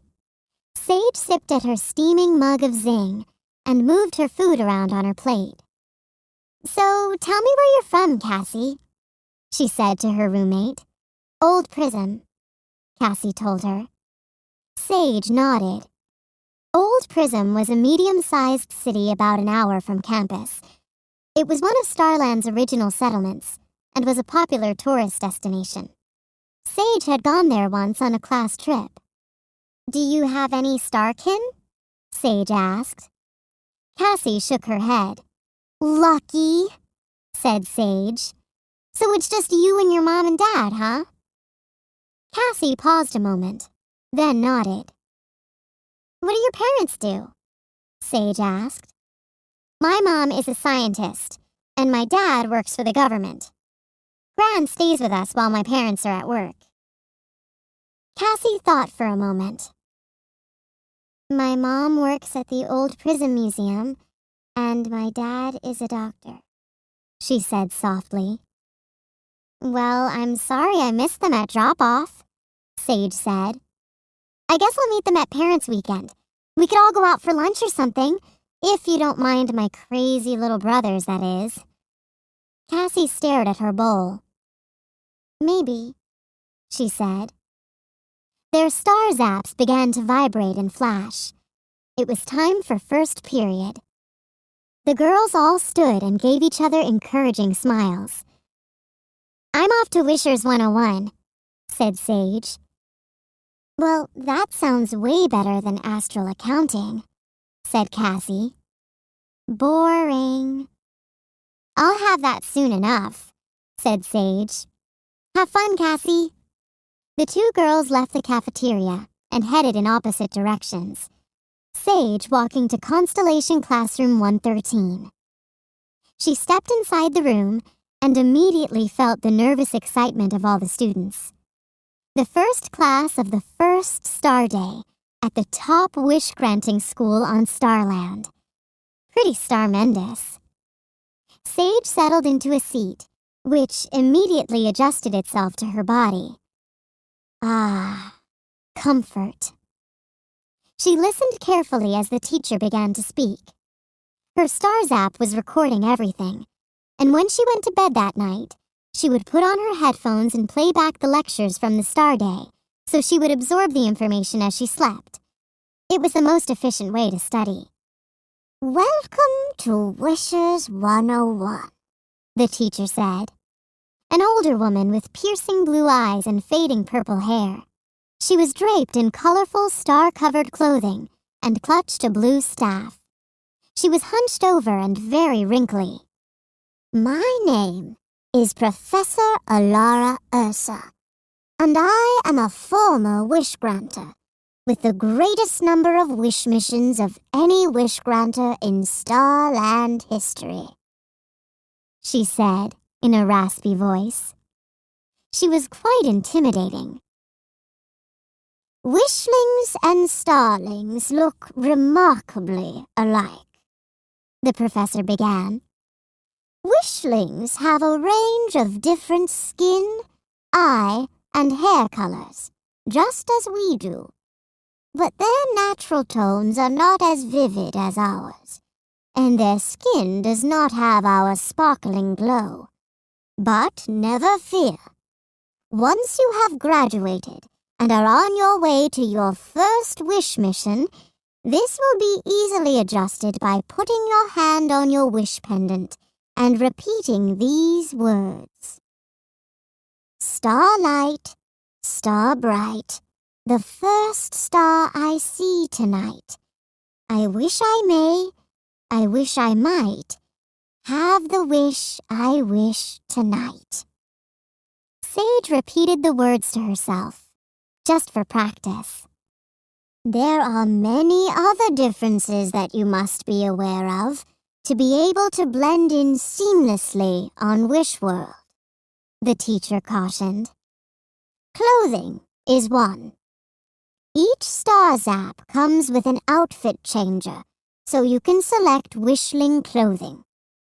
Their clothing is made from materials found only on their planet, and they do not have access to the stain-free fibers that grow in abundance on Starland. A girl with short, bright orange hair raised her hand. Professor Alara Ursa pointed to her. Yes? What is your name? Twyla, said the girl. What is your question, Twyla? Does that mean Wishlings actually have to wash their clothing? Twyla asked incredulously. Professor Alara Ursa nodded. They do. Also, their clothing eventually wears out and often needs to be replaced. The room buzzed. That was so very strange. Wishlings also have to clean their homes, Professor Alara Ursa continued. They do not have self-cleaning houses like we do. Wishlings may spend many hours a week keeping their surroundings dirt-free. Another student raised her hand. So, does that mean they don't have vanishing garbage? Sadly for them, they do not, said the professor, trying unsuccessfully to hide her disgusted expression. None of their trash disappears. People driving giant, loud trucks ride around, grab cans full of garbage, and dump it into a massive crushing machine. She closed her eyes and shook her head. Absolutely disgusting, she muttered under her breath. But Sage, sitting close by, heard her. Collecting garbage? What a strange thing to do. Sage was surprised. Life on Wishworld sounded a lot more primitive than she had imagined. A girl in red raised her hand. What is the weather like on Wishworld? How will we know how to dress to blend in? An excellent question, said Professor Alara Ursa. Wishlings have 4 seasons, as we do, but they have different names. They call the time of new beginnings spring. The time of Lumiere is called summer on Wishworld. They call the time of letting go fall. And the time of shadows is known as winter. The temperatures vary widely, depending on where you are. And your outfit changer will only access weather-appropriate outfits. Interesting, thought Sage. She'd never be able to keep all that straight. Do they celebrate the same holidays we do? A serious-looking girl with purple pigtails asked. They do not, answered Professor Alara Ursa.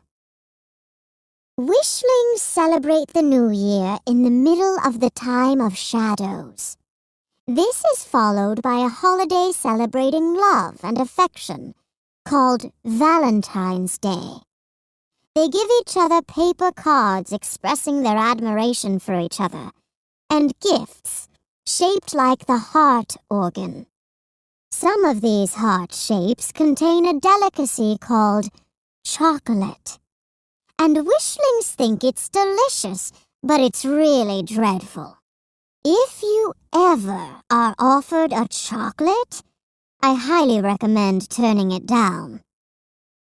This is followed by a holiday when many wishlings wear green and march in parades, and men in skirts play noisy instruments. There are also holidays celebrating eggs and rabbits, and one when they eat a lot and say thank you. Wishlings place large fir trees in their homes, which bloom with attractive ornaments. Then, they place colorful wrapped boxes underneath. The girls laughed. How bizarre. Yes, wishlings and their holidays can be quite strange, the professor concluded. Sage thought that wishling holidays sounded interesting, but she felt sorry that they didn't know anything about Starland holidays. Imagine not celebrating the Festival of Illumination, when family and friends got together to eat cocoa moon fritters and set off light rockets at night. Or Starshine Day, held on the warmest star day of Lumiere, with hiking, rock climbing, games, and sing-alongs of traditional songs. Or going door to door with her brothers on light-giving day, then returning home for Zoomberry cake. She couldn't imagine life without any of those special days. Sage's head was spinning. There was so much information to take in. Life on Wishworld certainly was different. She hoped it would all be absorbed by her brain overnight, because she was having trouble concentrating at the moment. There is so much for you to learn about wishling culture, said Professor Alara Ursa. Wishworld is a complicated, very odd place. She smiled. But don't take my word for it. As part of this class, we will routinely go to the Wishworld surveillance deck and do some Wishworld wishling watching. Come, let's go right now. Wishworld wishling watching? The girl named Twyla repeated with a laugh. Try to say that 3 times fast. And then she did. Unsuccessfully. Sage tried it herself as she stood and joined the others filing out of the classroom. But she couldn't do it either. She followed the group down a long hallway to a flash vertical mover that was waiting for them. Its glass doors opened. They stepped inside, and the doors whooshed shut. Sage's ears popped as the mover gained speed, taking them up, up, up the enormously high tower. She swallowed hard as the ground below and the buildings of Starling Academy became tinier and tinier. Luckily, she wasn't afraid of heights. Ding! They had arrived. By neatly dodging around the other students as they exited the mover, Sage was the first to push open the glass doors and step outside onto the surveillance deck. She froze.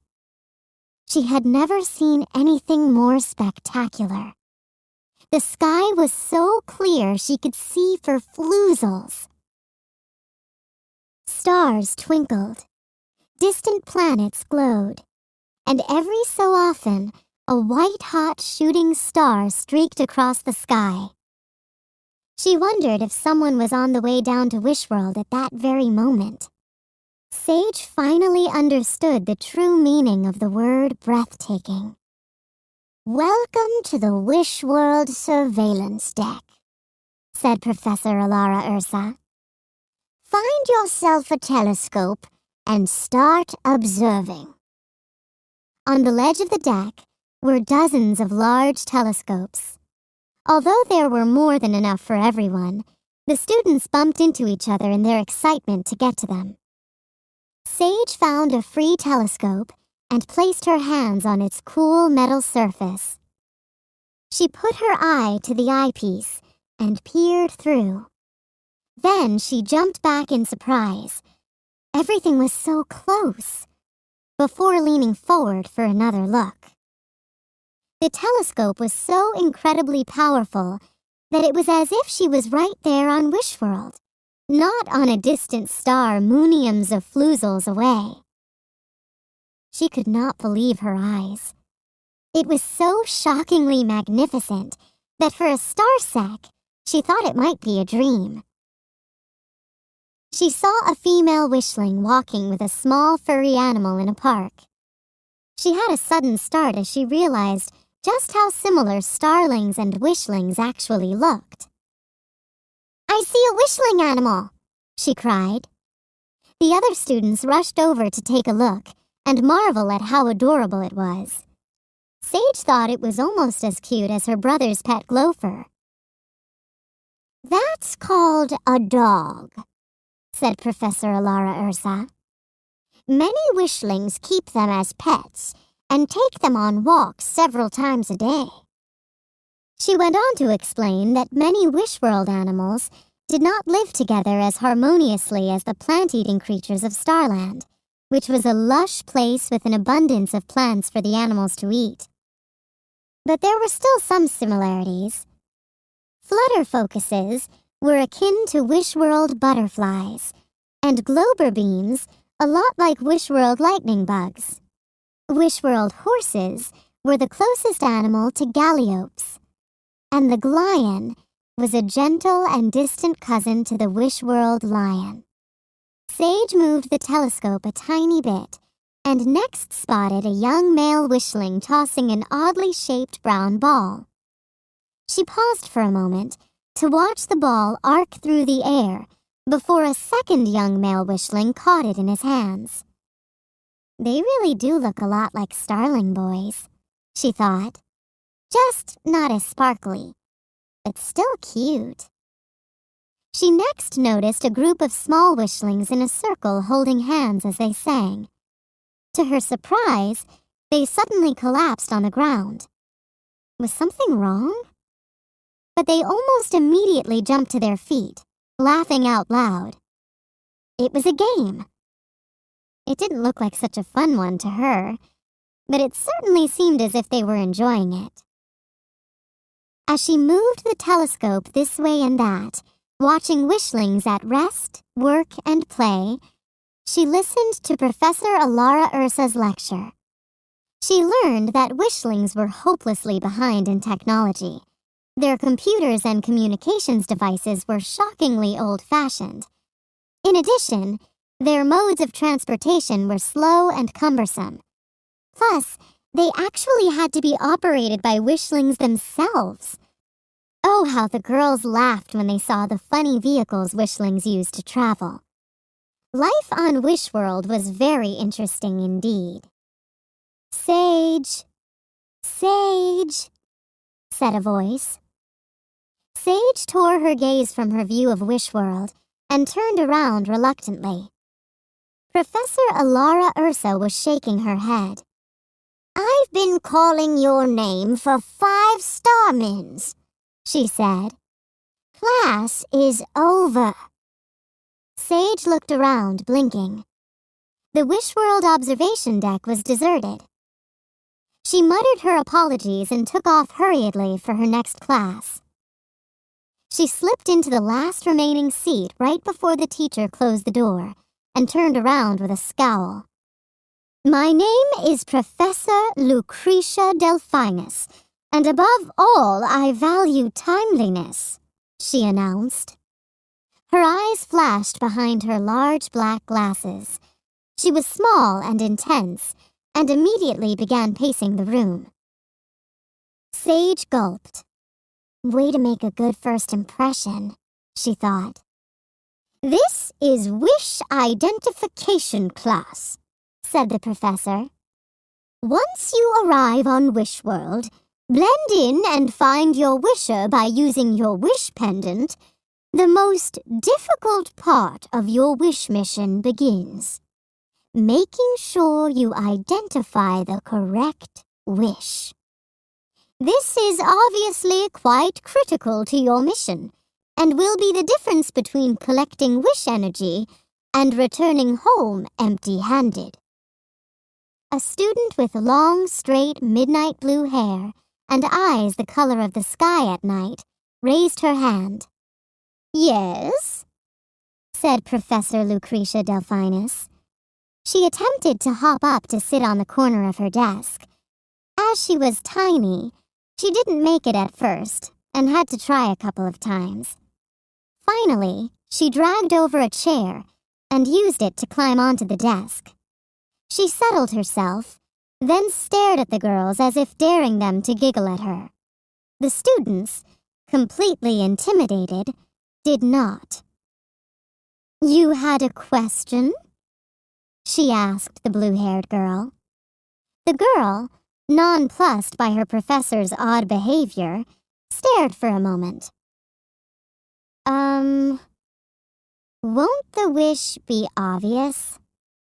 she finally asked. "Not necessarily," replied Professor Lucretia Delphinus. "Here's what happens. When you arrive on Wish World, your star zap will give you directions to find your wisher. When you are near your wisher for the first time, your wish pendant will light up. It will be faint when you are in their vicinity and glow brightly when you make actual contact. That is when you can start trying to identify the wish. This is very tricky because there is often nothing to indicate that you are correct. It's just a feeling you have. Some very perceptive starlings will get a burst of energy when the wish is identified, but many will not.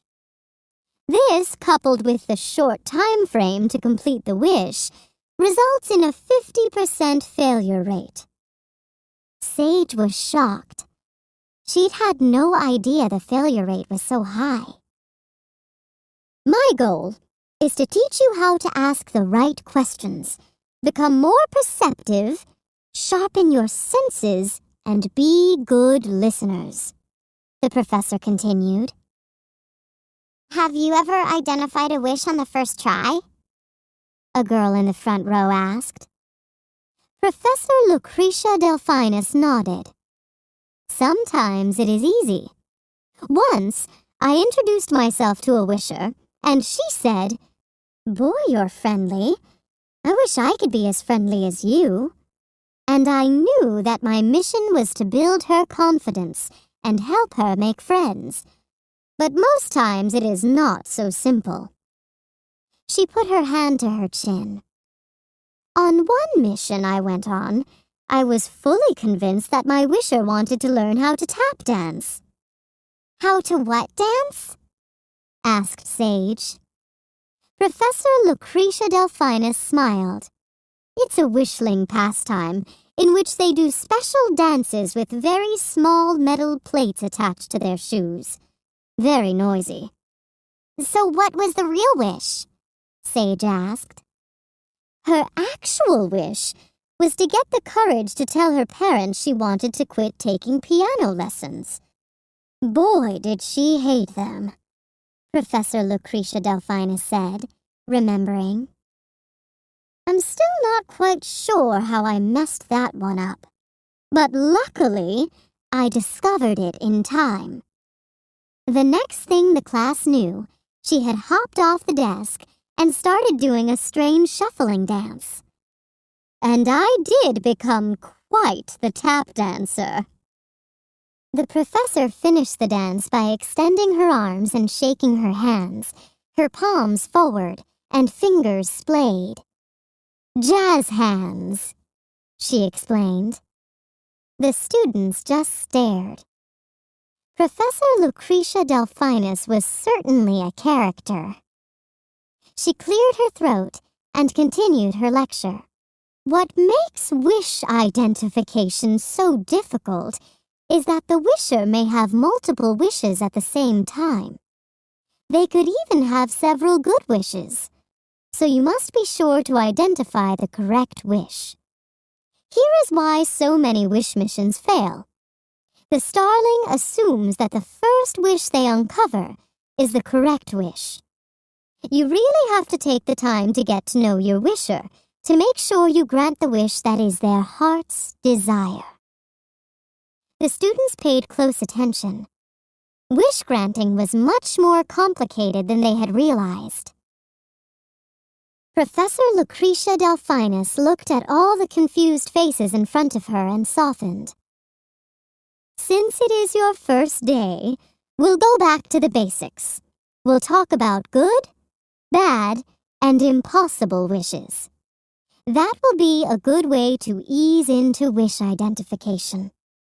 So tell me this, Professor Lucretia Delphinus said. What exactly makes a wish impossible? The arms of nearly half the class shot up. Yes, said the professor, pointing to a girl with magenta hair. Wishes that are not within the wishling's grasp, the girl answered. Good. Can I have some examples? Professor Lucretia Delphinus asked. Girls started calling out. Curing diseases, reading minds, flying. All good examples, the teacher said with a nod. We all wish that things like world peace and curing diseases were not impossible wishes. And how about bad wishes? The professor prompted. Bad wishes are selfish, Sage said. Yes. Anything else? Bad wishes harm other people and don't take their feelings into consideration, offered another student. Correct, Professor Lucretia Delphinus said. And last but not least, what is a good wish? Good wishes are those made for something positive with no ulterior motives, Twyla said slowly. Professor Lucretia Delphinus rubbed her hands together. Excellent, girls. Now, let's try this. I am going to give you 3 wishes to choose from. Listen carefully and pick the wish which is not only good, but is also possible. The girls nodded. Wish number 1. A wishling wants her coworker to perform badly at an upcoming presentation so that she will look better to their boss. Wish number 2. A wishling wishes for the courage to try out for the neighborhood baseball team. Puzzled expressions appeared, so Professor Lucretia Delphinus described an activity that involved a large padded leather glove, bats made of wood or aluminum, and something called a home run, leaving the girls more confused than before. And wish number 3. A wishling whose grandmother is very sick wishes she could do something to make her all better. A girl scoffed. That's easy, she said. It's the wisher who wants to impress her boss. No, said the teacher, wringing her hands. Why would wishing for another to fail be a good wish? The girl shook her head. I think this is a trick question, she said confidently. It's about her job, so it has to be a good wish. Professor Lucretia Delphinus put her hand to her head as if she had a sharp and sudden headache. I see we have some work to do, she said. Sage agreed. It was pretty clear that while everyone seemed to know which wish was which in theory, when it was put into practice, it was an entirely different story. Luckily for everyone, the bell rang. It was time to head to the next class of the day. Sage was dismayed when she entered her wishful thinking class and spotted the girl with the pale blue bangs sitting in the front row. It turned out her name was Vivica, and, no surprise, she was a bit of an obnoxious know-it-all. Sage decided not to let it bother her. Wishful thinking was an important class. Up until then, none of the students had had any formal training in wish energy manipulation. It was something you practiced at home with your family. Now that they were at the age of fulfillment, they were ready to hone their skills. As you know, Positive wish energy is around us at all times. Not only does it power our lights and cars, but we can use it to manipulate things around us with our minds," said the teacher, a short, stern woman named Professor Dolores Ray. She wore sensible shoes with stars on them, and her illuminated glasses were on a glow string around her neck, so she wouldn't misplace them. "We fully expect you all to be on markedly different levels. This is not a competition. By the end of the term, you will all be skilled manipulators. But first, we have to assess your skills, so we know where to begin." As the class watched, the professor pointed to the classroom door, opening and closing it with ease. She stood up, and with a flick of her wrist, moved her chair across the room. She even lifted one student out of her seat and kept her floating in midair. Professor Dolores Ray was the most talented wish energy manipulator Sage had ever seen. Even better than Gran. And Gran was really good. "And now, it's your turn," the teacher said. After that stunning display, no one was about to volunteer to go first. But finally, a girl with short-cropped violet hair was brave enough to try. Professor Ray placed a beautiful stone, a brilliant pink rodangular, on the desk and asked her to move it. The girl stared at the gem. Nothing. She frowned and her face began to turn red. Still nothing. She put her hands to her temples and concentrated fiercely. Then, the gem began to tremble. It moved forward the tiniest bit. It was nearly imperceptible, but the girl looked happy. "Wonderful effort," Professor Dolores Ray said. "Don't worry, it will only get easier." Finally, it was last period. Sage spotted Cassie in the hallway and caught up, falling into step beside her. "So, how was your day?" Sage asked. Cassie sighed. "I read my holo schedule wrong and accidentally went to astral accounting class twice. It couldn't have been aspirational art or literature, right? And now, I am going to get in trouble for skipping wish identification class." "With Professor Lucretia Delphinus?" Sage asked. "Yes," replied Cassie. Sage grimaced.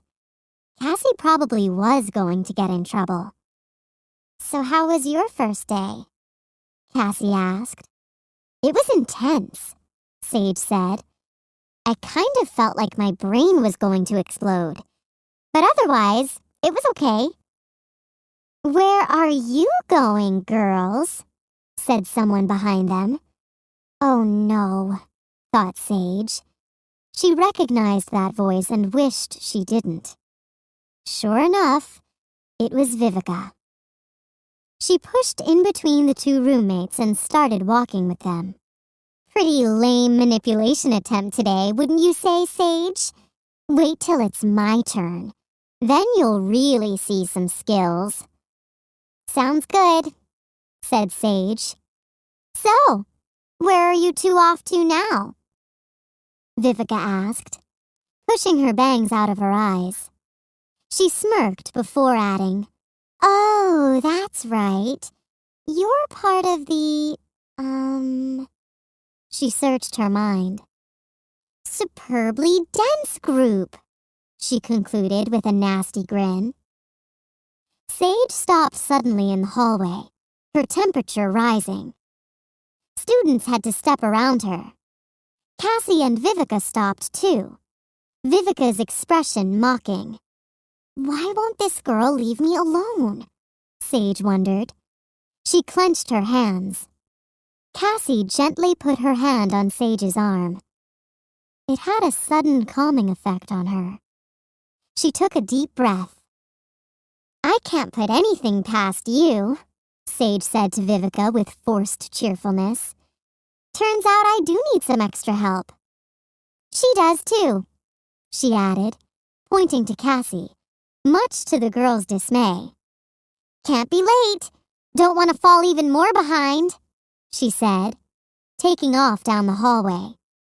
Cassie right behind her. Thanks a lot, muttered Cassie. You actually had to volunteer that information? It was going to get out sooner or later, said Sage. I guess you're right, said Cassie grudgingly. The two reached the classroom and stepped inside. They sat next to Vega, who was neat as a pin in her crisp blue outfit. The girl with the fuchsia hair entered the classroom and sat in the corner by herself. That's Scarlet, Vega whispered to Sage. And she's just weird. She totally keeps to herself. Super unfriendly. The girl definitely had a look that was all her own. That day, she wore a black t-shirt decorated with a star made out of silver studs, a poofy black tutu, pink and black striped tights, and big black boots. She didn't look at anyone, just gazed down at her desk. The classroom filled up. Gemma entered, chatting away to her sister. Leona was the last student to arrive, gesturing dramatically with her hands. Lady Stella and another teacher walked into the room. Welcome, star darlings, the headmistress said. For these special secret classes, we will have several guest lecturers who will each present crucial information. Today, we are lucky to have Professor Margaret Dumar, who is here to teach you all we know about wishling schools. Since we usually send older starlings down to grant wishes, our knowledge of wishling schools is limited.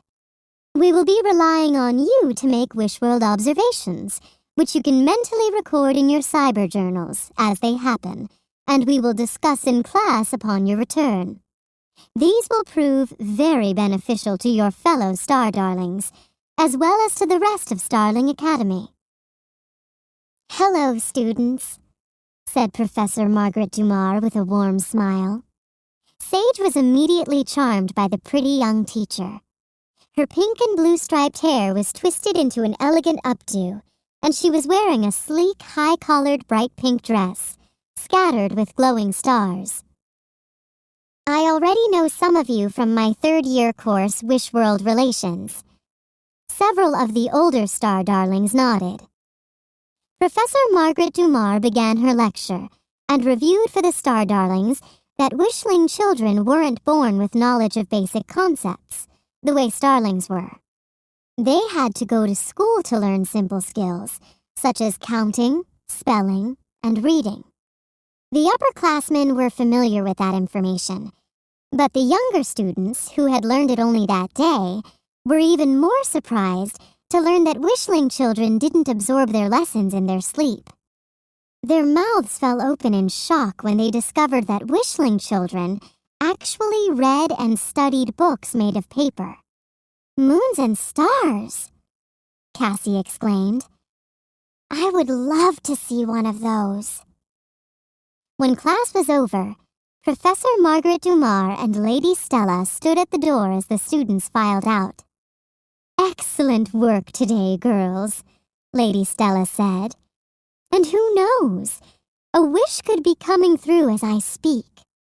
One of you may be on your way to Wishworld before you know it. Sage tapped her elbows together for luck. She hoped Lady Stella was right.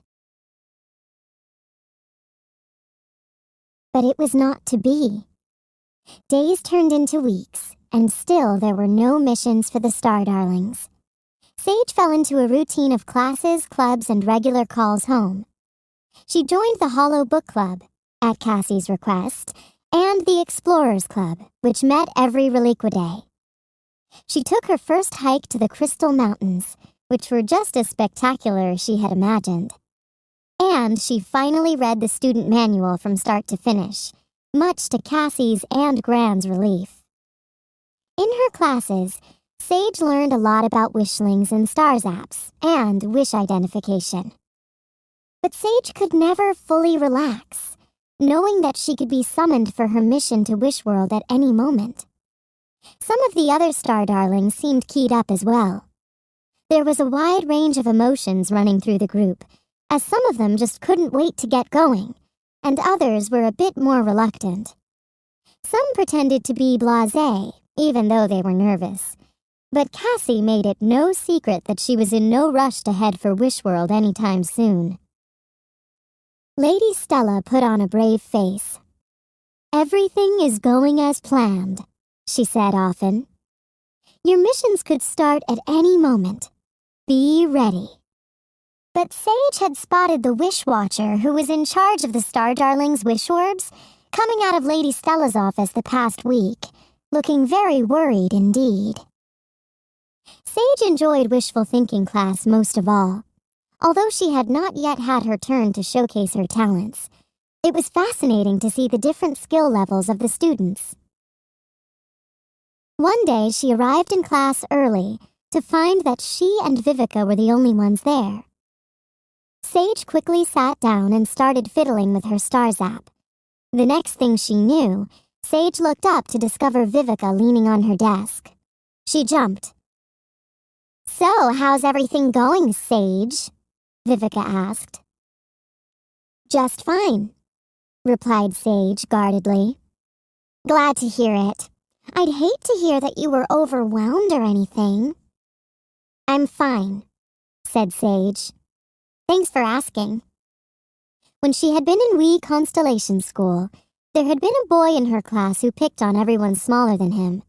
When Sage had gone home crying because he had said she smelled like stinkberries, her mom had assured her she smelled lovely, and then taught her how to deal with bullies, by simply ignoring them. It had worked with that boy, and Sage hoped it would work now. "Bullies want to get a reaction out of you," Indira had told her. "It makes them feel powerful. Don't give him the satisfaction." Some other girls came into the classroom, and then Vivica had an audience. She smiled a mean smile. "So, how is your study group going?" she asked in a loud voice for the other girls' benefit. "Did you all know that Sage and her roommate are in an extra class?" The other girls didn't say anything, but a couple looked intrigued. Sage shifted in her seat. "Makes you wonder why she would be accepted into such a prestigious academy," Vivica continued. "Makes you wonder if she had some help getting in. Like, maybe someone's well-known scientist mother pulled some strings and got her daughter into school." "That's not true!" shouted Sage. Starf! She hadn't meant to let the mean girl get to her. Professor Dolores Ray walked into the classroom at that very moment, of course. "Sage," she scolded. "No shouting in the classroom, please." Sage scowled and sunk in her seat, till her head was barely at desk level. Great. Now her favorite professor was mad at her. Sage was angry. And maybe, just maybe, the reason she was so angry was that she herself feared that there was some truth to what Vivica had said. She had been pleasantly surprised when she had been accepted to Starling Academy. Could that be the real reason she had been accepted? Was she an imposter? After SD class that day, Sage was on her way back to her room when she spotted a dapper-looking gentleman chatting with a bot guard on the Little Dipper dormitory steps. "This is Cassie's roommate, Sage," the bot guard informed the man as she approached. "Star salutations," the man said to the guard. He turned to Sage and bowed. "Hello, Sage. I am Andreas. I'm here to see Cassie." "She stopped to drop off some holo books at the library," explained Sage. She looked up and noticed he had the same soft burgundy eyes as her roommate. She smiled. "You must be her father," she cried. "It is so nice to finally meet you. Cassie is a great roommate. She even got me to join the Hollow Book Club. She looked around. Hey, is her mom here? I can't wait to meet her, too. Andreas looked confused. No, I am Cassie's uncle. He frowned and leaned forward. You do know that Cassie's parents have completed their cycle of life, don't you? He said in a low voice. Back when she was 6 years old. She has lived with me ever since. I am her guardian, her mother's older brother. Sage stared. You mean they have begun their afterglow? She said. But Cassie... Suddenly, she realized that the hollow pictures displayed in their room were of a much younger Cassie and her parents. And she recalled how Cassie often stared into the heavens before bed. She had assumed her roommate had been on the lookout for shooting stars, but now she realized she must have been staring at her parents' stars. She felt a sudden stab of sorrow. Poor Cassie. Oh, there she is, her uncle said, a smile on his face. Cassie! He waved and began heading over to her. Cassie's mouth opened into an O of surprise. She ran to her uncle, her arms outstretched. Sage decided the kindest thing to do was slip away without Cassie seeing her. She headed in the other direction. She'd hang out in the Lightning Lounge until dinner time to give her roommate some space. Sage returned to the room as Cassie was drawing the curtains shut. Sorry I didn't make it to dinner tonight, Cassie said. My uncle Andreas came for a visit, and he took me out to eat. My, parents were busy, so he came instead. Cassie, said Sage slowly. I, met your uncle. He told me that your parents were... Cassie opened a drawer and was suddenly very busy picking out a pair of pajamas. Oh, she said. Oh, I see. Okay. If you want to talk about it, we can. Cassie quickly got changed and slid into bed. No, it's okay. Good night. She slipped her headphones onto her ears and turned to face the wall. Sage put on her own headphones and tried to fall asleep. But she couldn't. She felt terribly sad for Cassie, and also awkward. She lay awake, watching the shadows on the wall. She was sure Cassie was awake, too. When Sage woke up the next morning, the room was empty. Cassie's bed was perfectly made. Suddenly, Sage's stars app lit up. A hollow text appeared. Dear Sage, it read. I'm sorry I lied to you about my parents. I'm actually not even sure why I did it. I guess it's just that when you assumed they were around and talked about them like they were alive, it felt really good to go along with it. It was easy to pretend that we were apart because I was at school, and not because they had begun their afterglow. I liked pretending that they were still at home waiting for me. I'm sorry for lying to you, and I'm really embarrassed too. Your roommate, Cassie. P.S. I'd appreciate it if we never talked about this again. Dear Cassie, Sage wrote back after much thought. No need to ever apologize to me. I'm the one who is sorry. I promise I'll never bring it up again. Love, Sage. Now that the truth was out there, Sage learned a lot more about Cassie's life. Her uncle was a best-selling author who sold mooniums of hollow books a year. Sage's dad was a big fan of his mysteries. He traveled Starland extensively on book tours, and Cassie often accompanied him on his trips. If she didn't feel like going, she stayed at home, in a large mansion, with their housekeeper, Marta, a sweet older woman who was as close to Cassie as if she were her grandmother. No wonder you love books so much, Sage said. She was delighted to learn that Cassie was also a recurring character in the series, as a brilliant young sleuth who often assisted the main character on cases. Now that Cassie's secret was out in the open, the two girls fell into an easy friendship. Then one day, everything changed.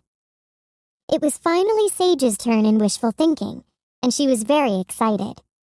She stood in front of the class. This time, there was a pitcher of glorange juice and an empty glass on Professor Dolores Ray's desk. The teacher called her name, and Sage walked to the front of the room.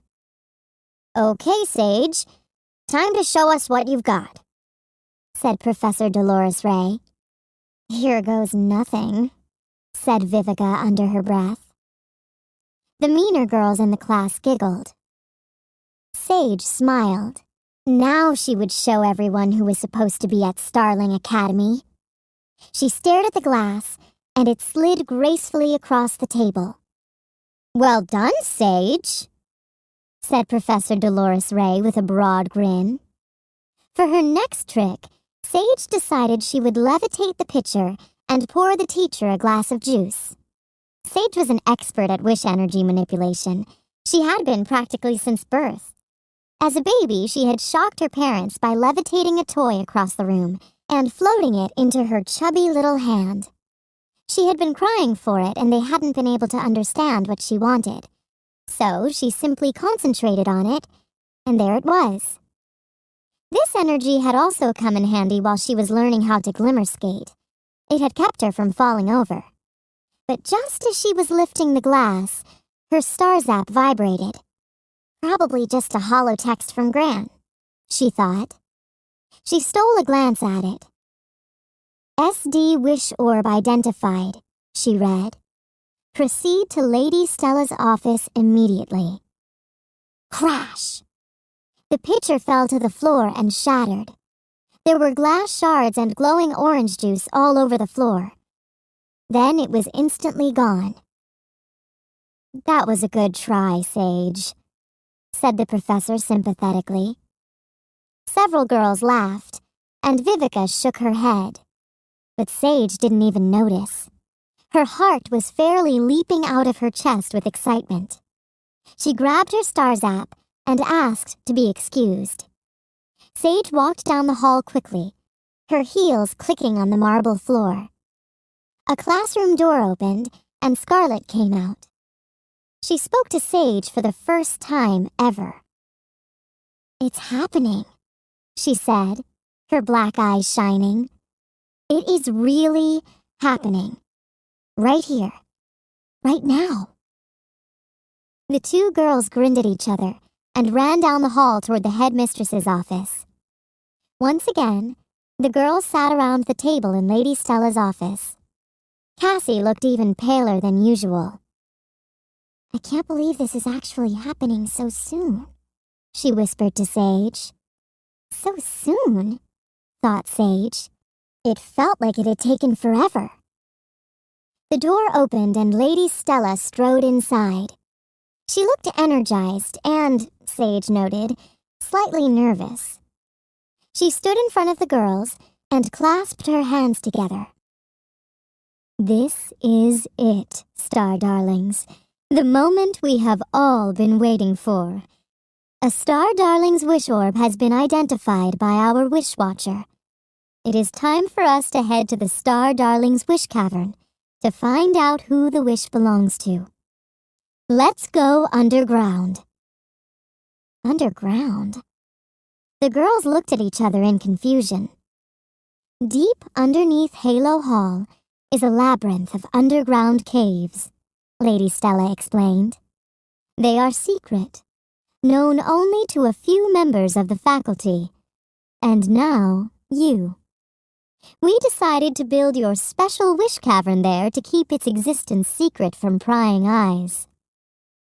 Lady Stella walked to her desk and opened a drawer. She reached inside, and a hidden door in the back wall slid open. Sage was one of the first through the doorway, and found herself descending a circular stairway. There was a sudden change in temperature, and the air grew musty and damp. Sage shivered. The girls walked in silence, the only sound the echoing clatter of their footsteps on the metal stairs. Suddenly, someone started to sing. She sang softly at first, then the song grew louder. It was a pretty tune about stars twinkling in the darkness, and the voice was clear and sweet. Sage thought it might be Leona. Finally, they reached the bottom of the steps, and the singing stopped. The only light came from the glowing rocks set in the dripping walls of the cavernous room they stood in.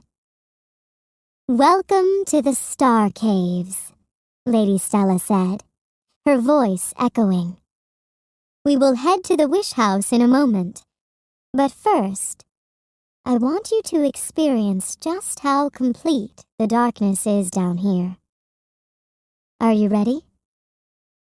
"Yes," said several voices. Sage thought she recognized Leona's as the loudest. Lady Stella closed her eyes, and all the lights were suddenly extinguished. It was so utterly dark that Sage held up her hand and couldn't see it. Sage felt a small, cold hand grab hers, and knew instantly it was Cassie's. Sage squeezed her hand, for her own comfort as much as her roommates'. Just then, the star on the middle of Lady Stella's forehead began to glow, illuminating her lovely face. After a moment, the lights turned back on again, to everyone's relief. "Follow me," Lady Stella said. "The Wish Cavern is ready for us." Sage worked her way through the crowd, so she was right behind the headmistress. She shivered in the damp air. She wished she had worn a sweater. A big, cold drop of water hit her squarely on the shoulder. In the spooky half-gloom, she could see rocky formations rising from the floor and dripping down from the ceiling like stone icicles. A sudden squeaking sound made her jump. "Don't worry," said Lady Stella. "It's just a bit bat. They don't bite. Unless they're hungry." Sage nervously laughed along with the other girls. She hoped the headmistress was kidding, but she wasn't quite sure. "Ah, here we are," said Lady Stella, stopping in front of what looked like a sheer stone wall. She concentrated, and a section of the wall slid open. A secret entrance! To Sage's amazement, bright sunlight flooded out. The girls pushed inside, eager to be out of the damp gloom. "Welcome to the Star Darlings' Wish Cavern," Lady Stella said. "This magical place has been created just for you and your wish missions." Though they were deep underneath Starling Academy, the girls found themselves in a working wish house, the sun streaming in through the glass roof. Golden waterfalls of pure wish energy streamed down the sides. Sage smiled as she felt the immediate effects of the positive energy. There was grass underneath their feet and a row of wish orbs, their sparkly forms bobbing. Sage counted them quickly. 11.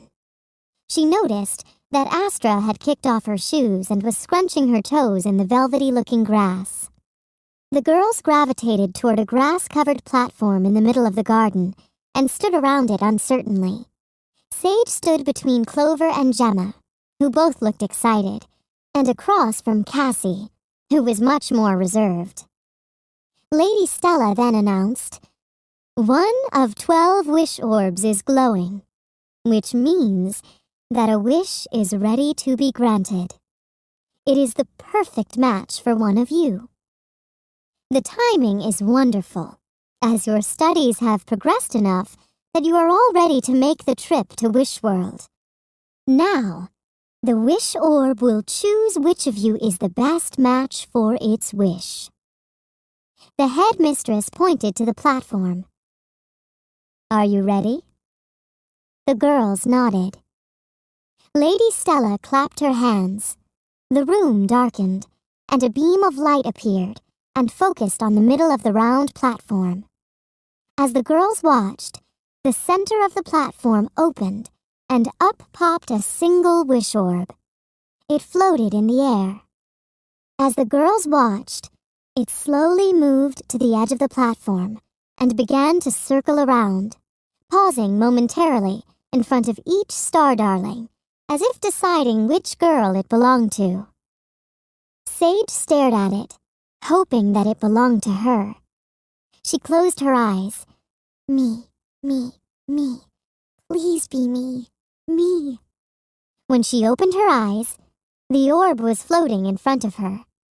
Lady Stella reached out and plucked the wish orb out of the air. She turned to Sage, her eyes brimming with tears. "This is a historic moment," she said. "The very first star darling has been chosen. The wish orb belongs to you, Sage." Was it Sage's imagination, or did the headmistress look relieved? Sage could hardly breathe. "It's really me?" she finally managed to squeak out. "It's really you," said Lady Stella.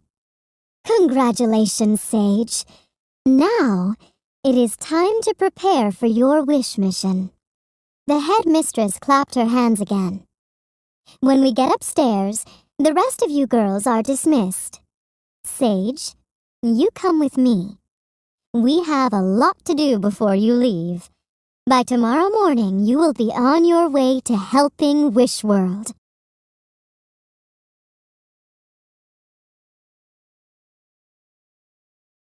"Go back to that cute striped jacket and that skirt with the folds in it," said Cassie.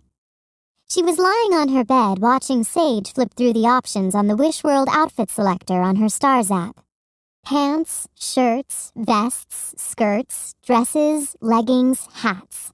All kinds of shoes. Sneakers, flats, platforms, tall boots, short boots, booties. The choices were endless. Sage pressed the choose button, and a new wishling outfit instantly appeared on her body. "Now, spin," said Cassie. Sage did, and the pleated skirt stood out, floating in the air. "Oh, I really like Wishworld fashion," said Cassie. "Can you find it in white?" Sage flipped through several more outfits before finally settling on a comfortable pair of blue pants and some lavender sneakers. On top, she wore a lavender shirt with a glittery flutter focus, make that a butterfly, on it, and a cute cropped jacket. She registered her choice by pressing a button on her Stars app, then put on a lavender nightgown, soft as a cloud, and crawled into bed. "Good night, Sage," said Cassie. "I'm really excited for you, and I'm also really relieved that it's not me." She yawned. "I'm sure you'll do great." Sage stared at the ceiling, her mind racing. In mere hours, she would be on her way to a strange new place where she would have to fit in, find the right wisher, identify the wish, and help make it come true. She shivered with anticipation. Sage stood on the private Star Darling section of the Wishworld surveillance deck, her heart beating fast, her eyes protected by a pair of special safety star glasses. 2 star wranglers stood nearby with lassos made of wish energy in their hands. Their job was to catch a falling star as it passed by and attach Sage to it. Then, they'd let go, and she'd be flung into the heavens. Sage thought she'd be nervous, but she felt oddly calm. The rest of the Star Darlings, however, were buzzing with excitement as they hugged her and wished her well. Lady Stella called for everyone's attention. "I have some last Starmin details to share," she said. "When you enter Wishworld's atmosphere, your Stars app will signal that it is time to change your appearance. You must make sure that your hair, skin, and clothing blend in with the wishlings. That means no sparkly skin, No vibrant hair color, no Starland fashions. The headmistress stressed. You must always keep your true identity a secret. To let the wishlings know of our existence would be disastrous. We would be overwhelmed by wishes, many of them selfish ones. It is imperative that we keep the balance just as it is. Sage nodded. I understand. And a reminder. You must pay careful attention to the countdown clock on your stars app. The wish must be granted before the orb dies. The timing is different in each case. A star sec too late, and the wish energy will be lost forever. And keep a careful eye on the energy levels of your wish pendant. You can use it to help make the wish come true by using your special power. Sage nodded. But of course, you have to figure out what your special power is. Lady Stella smiled at her. And remember, you never want to completely run out of wish energy, in case of an emergency. I cannot stress to you how important it is that each of you collect your wish energy. We need every drop. No need to worry, Sage said confidently. I can do this. Lady Stella continued. Due to Wishworld's atmosphere, we will only be able to monitor your wish energy reserves in your wish pendant and see how much time you have left on the countdown clock. We will not be able to communicate with each other. Sage nodded again. Now where is Lady Cordial? Asked Lady Stella. At that moment, the door opened and the purple-haired woman emerged, out of breath and holding a rectangular lavender bag with 2 shoulder straps and a purple stuffed star hanging from the zipper. This is a bag we created to look like the ones all Wishworld children carry. This will help you fit in. Sage took it and slipped it over her arm. Lady Stella looked at Sage proudly. I have total faith that your journey will be a success, she told her. She smiled gently at Sage. One last thing. Don't forget your mirror mantra. It has been chosen especially for you. I believe in you. Glow for it. Recite it when you feel like you or your wisher need reassurance and strength. I believe in you, Sage repeated. Glow for it. Then there was a flurry of embraces and farewells, and before Sage knew it, the Star Wranglers had lassoed a falling star and attached her to it. Before she could tap her elbows together for luck, she was jolted back as the star was released and took off like a shot. Next stop, Wishworld. The only way for Sage to describe the ride through the heavens was that it was like being on the most exciting, fastest star coaster in existence. There were flashes of light and glimmers of starshine. She passed through a gray cloud and shivered. Must be negative wish energy, she thought. And as soon as her ride began, it was almost over. Mooniums of floozles covered in mere starmins. Sage was entering Wishworld's atmosphere. Her stars app began to flash. Commence appearance change, it read. Sage accessed the Wishworld outfit selector and was instantly dressed in the wishling clothing she had chosen. Next, she closed her eyes and held her wish pendant tightly. Starlight, star bright, she began to recite. The first star I see tonight. I wish I may, I wish I might, have the wish I wish tonight. Immediately, her pendant began to glow, and a warm, pleasant feeling settled over her. Sage first concentrated on her hair, envisioning plain light brown braids. She then focused on her skin, imagining it to be smooth and dull. The warmth went away, and Sage opened her eyes. Looking down, she felt a small stab of disappointment when she saw that her hair was no longer its rich lavender hue. The light brown braids looked very dull indeed. She was surprised to see that there was a layer of sparkles on her skin. She gave herself a quick shake, and the glitter fell off. She felt plain and unadorned, but now she would fit right in. "Prepare for landing," the star zap read. Sage screwed her eyes shut and braced herself as she fell to Wishworld. If any wishlings happened to look up and spot her arrival, they would think they were witnessing a falling star, a particularly lovely one at that. She landed with a gentle thump and opened her eyes. She was sitting on a small grassy hill in the middle of a cluster of yellow and orange trees. The star sat beside her, sputtering. She took off her safety glasses and put them away. She'd need them for the return trip home. She'd also need the star. She reached out a finger and gently poked it. It was cool to the touch. With a smile, she began to fold it, as she had been instructed by Lady Stella, until it was the size of a small star-shaped wallet. She placed it in the zippered front pocket of her backpack, then slipped her arms through the straps. There. Now she looked just like a real wishling. She was all alone. The landing coordinates had been carefully chosen to avoid wishling observation. The only sound was a strange yet lovely chirpy kind of music, which she soon discovered came from small winged creatures that sat in the branches of the surrounding trees.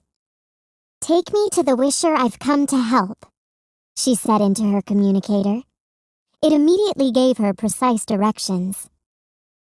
Sage walked for a bit until she found a pathway. As she walked, she saw lawns, benches, and more trees, and soon realized that she had landed in the middle of a park. She saw more of those winged creatures that were making the melodic sound she liked so much, as well as some gray animals with bushy tails. They chattered at her as she passed. Very soon after that, she started seeing wishlings. She couldn't help staring at them, despite herself. They really did look remarkably like starlings, but with lusterless, non-sparkly skin and plain hair colors, though some of them embellished their appearances with bright clothing, accessories, or face paint. Some of the female wishlings wore improbably high shoes. Many of the males had long strips of cloth tied around their necks. Some wishlings rolled by on wheeled footgear. Others led furry animals of all shapes and sizes by long ropes. Sage vaguely remembered they were called dags, or something like that. Sage left the park and crossed a busy street. She gaped at the oddly shaped wheeled vehicles and the wishlings inside them. It was true. They were actually driving. Several blocks later, she reached her destination, a large red brick building with a flag flying out front. Her wisher's school. She felt her pulse quicken as she walked up the steps and pushed open the doors. The hallway was long, empty, and lined with small metal closets. She wrinkled her nose at the harsh sanitized smell in the air.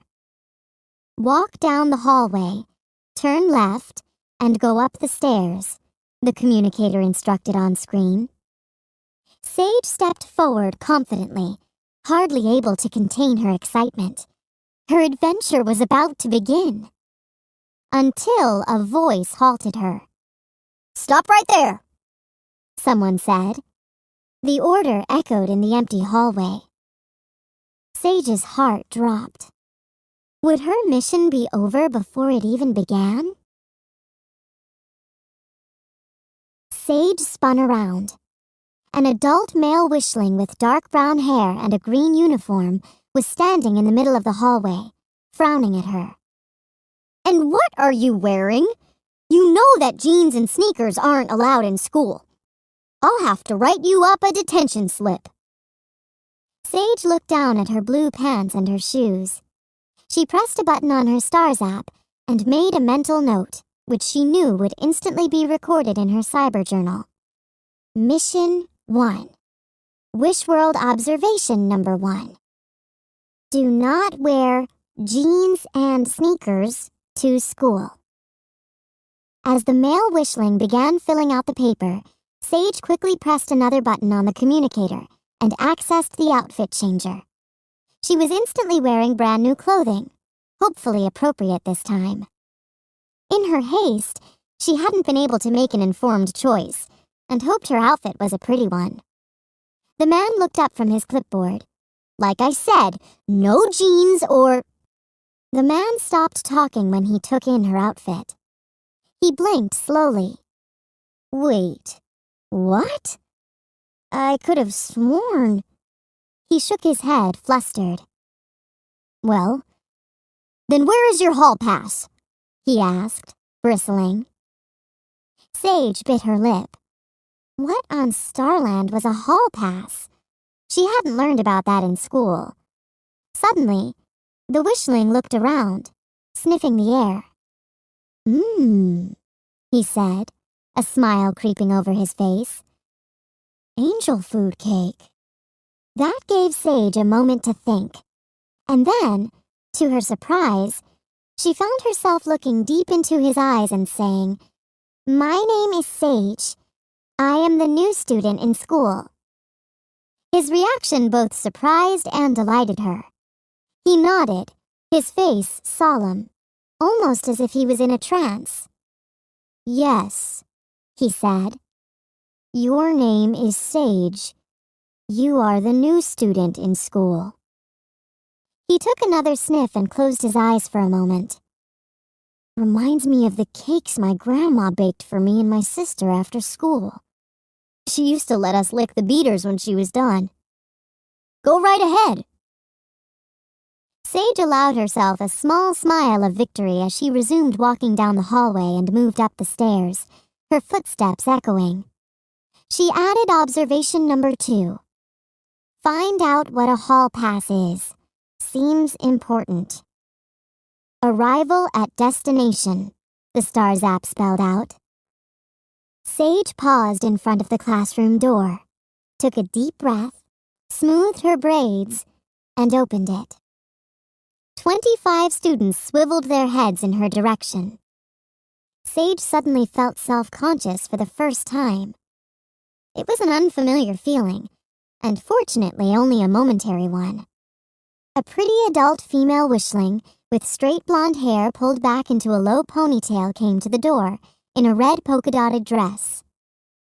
May I help you? She asked. She had a puzzled expression on her face. Then, she looked down the hallway and breathed in deeply. They must be baking carrot cake in the lunchroom.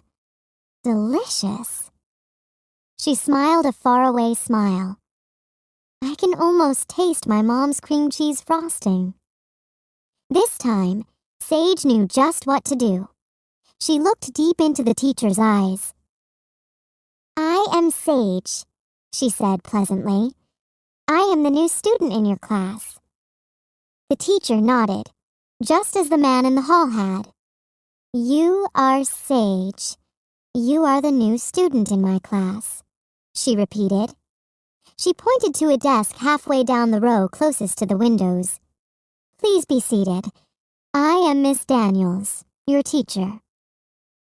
Mission 1, Wishworld observation number 3.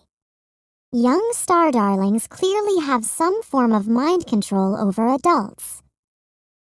Sage walked down the aisle as some of the students gave her curious glances. She looked down at her outfit, and her eyes widened in surprise. In her rush to change, she hadn't noticed that the outfit changer had selected a bright green and blue striped top, an orange skirt, and bright yellow leggings. She looked down again. And red and purple shoes. She grinned. She looked like a rainbow. Well, at least I'm very bright and cheerful, she thought. A couple of the students tittered as she passed. Class, said the teacher. "There's no need to be rude to our new classmate." "Nice backpack," said a boy. "But why isn't it on your back?" Sage looked down at the bag, which she was wearing on her chest. "Oops," she said. "I guess I thought it was a front pack." The class laughed, but in a nice way, like she had made a joke on purpose. Sage grinned. She was off to a good start, completely unintentionally. Sage stepped over a boy's outstretched legs and slid into the plastic seat, resting her arms on the desk that was attached to it. John was scratched into the surface. She waited for the seat to adjust, but it stayed the same. Hard, plastic, and uncomfortable. That was observation number 4. Wishling chairs do not adjust. She glanced around the room, wondering which student was the wisher. Her wish pendant was glowing faintly, proof that her wisher was nearby. Was it the redhead with the freckles? The pigtailed blonde staring into space? The one with jet-black shoulder-length hair who was gazing at her curiously? It could be anyone. Miss Daniels resumed her math lesson. She took a red writing utensil and copied numbers and symbols on the smooth white surface that ran across the front wall of the classroom. "Now, who wants to take a stab at this equation?" she asked. Sage sat up with interest. Would a student actually stab it? Now that would be an interesting observation. But to her disappointment, no one did. "Come on, guys," said Miss Daniels. "Someone come up here and show Sage here how good we are at long division." No volunteers. 291,606 divided by 371, Miss Daniels said. "Remember, dirty monkeys smell completely bad. You must divide, multiply, subtract, compare, and bring down 786, Sage said automatically. The students stared at her with looks of awe on their faces. Sage felt a flush of pleasure at being the center of attention, this time in a good way. "Sage, we must first raise our—" Miss Daniels's voice broke off. She looked down at her book. "That's right," she said slowly. She wrinkled her brow. "How is that possible? Are you using a calculator?" "A what-ulator?" asked Sage. The class giggled in unison. Miss Daniels narrowed her eyes, then looked down at her book again. 50,193 divided by 99, she said. 507, said Sage, though she was getting the feeling that she should just be keeping her mouth shut. She started to feel uncomfortable as she realized that everyone was staring at her even harder. Sage sank lower in her seat. All that attention couldn't be good. She was supposed to blend in after all. Miss Daniels looked puzzled. 92,545 divided by 415. And even though every fiber of her being wanted to shout out the right answer, Sage forced herself to say, 222? Miss Daniels nodded, clearly satisfied. No, it's 223. You must have had the same math book in your last school. That's gotta be it. That's right, said Sage. Mission 1, Wishworld Observation number 5. If you want to remain undercover at school, keep your star talents to yourself. No showing off, tempting though it may be. Boy, did Sage feel sorry for Wishling students. Their lunchroom was nothing at all like the Celestial Cafe. It was noisy and smelled funny, kind of like stink berries. There were no tablecloths, no plush chairs, no deep carpeting to sink your feet into. No climate control. There wasn't a cloth napkin to be seen. Where was a bot waiter to take your order when you needed one? It was positively primitive. You had to grab a plastic tray, point to the food you wanted, and wait while a lady with a net over her hair scooped it up and handed it to you. She would have to tell Professor Alara Ursa all about it when she returned to Starland. And the food? Well, Sage's stomach churned when she saw it.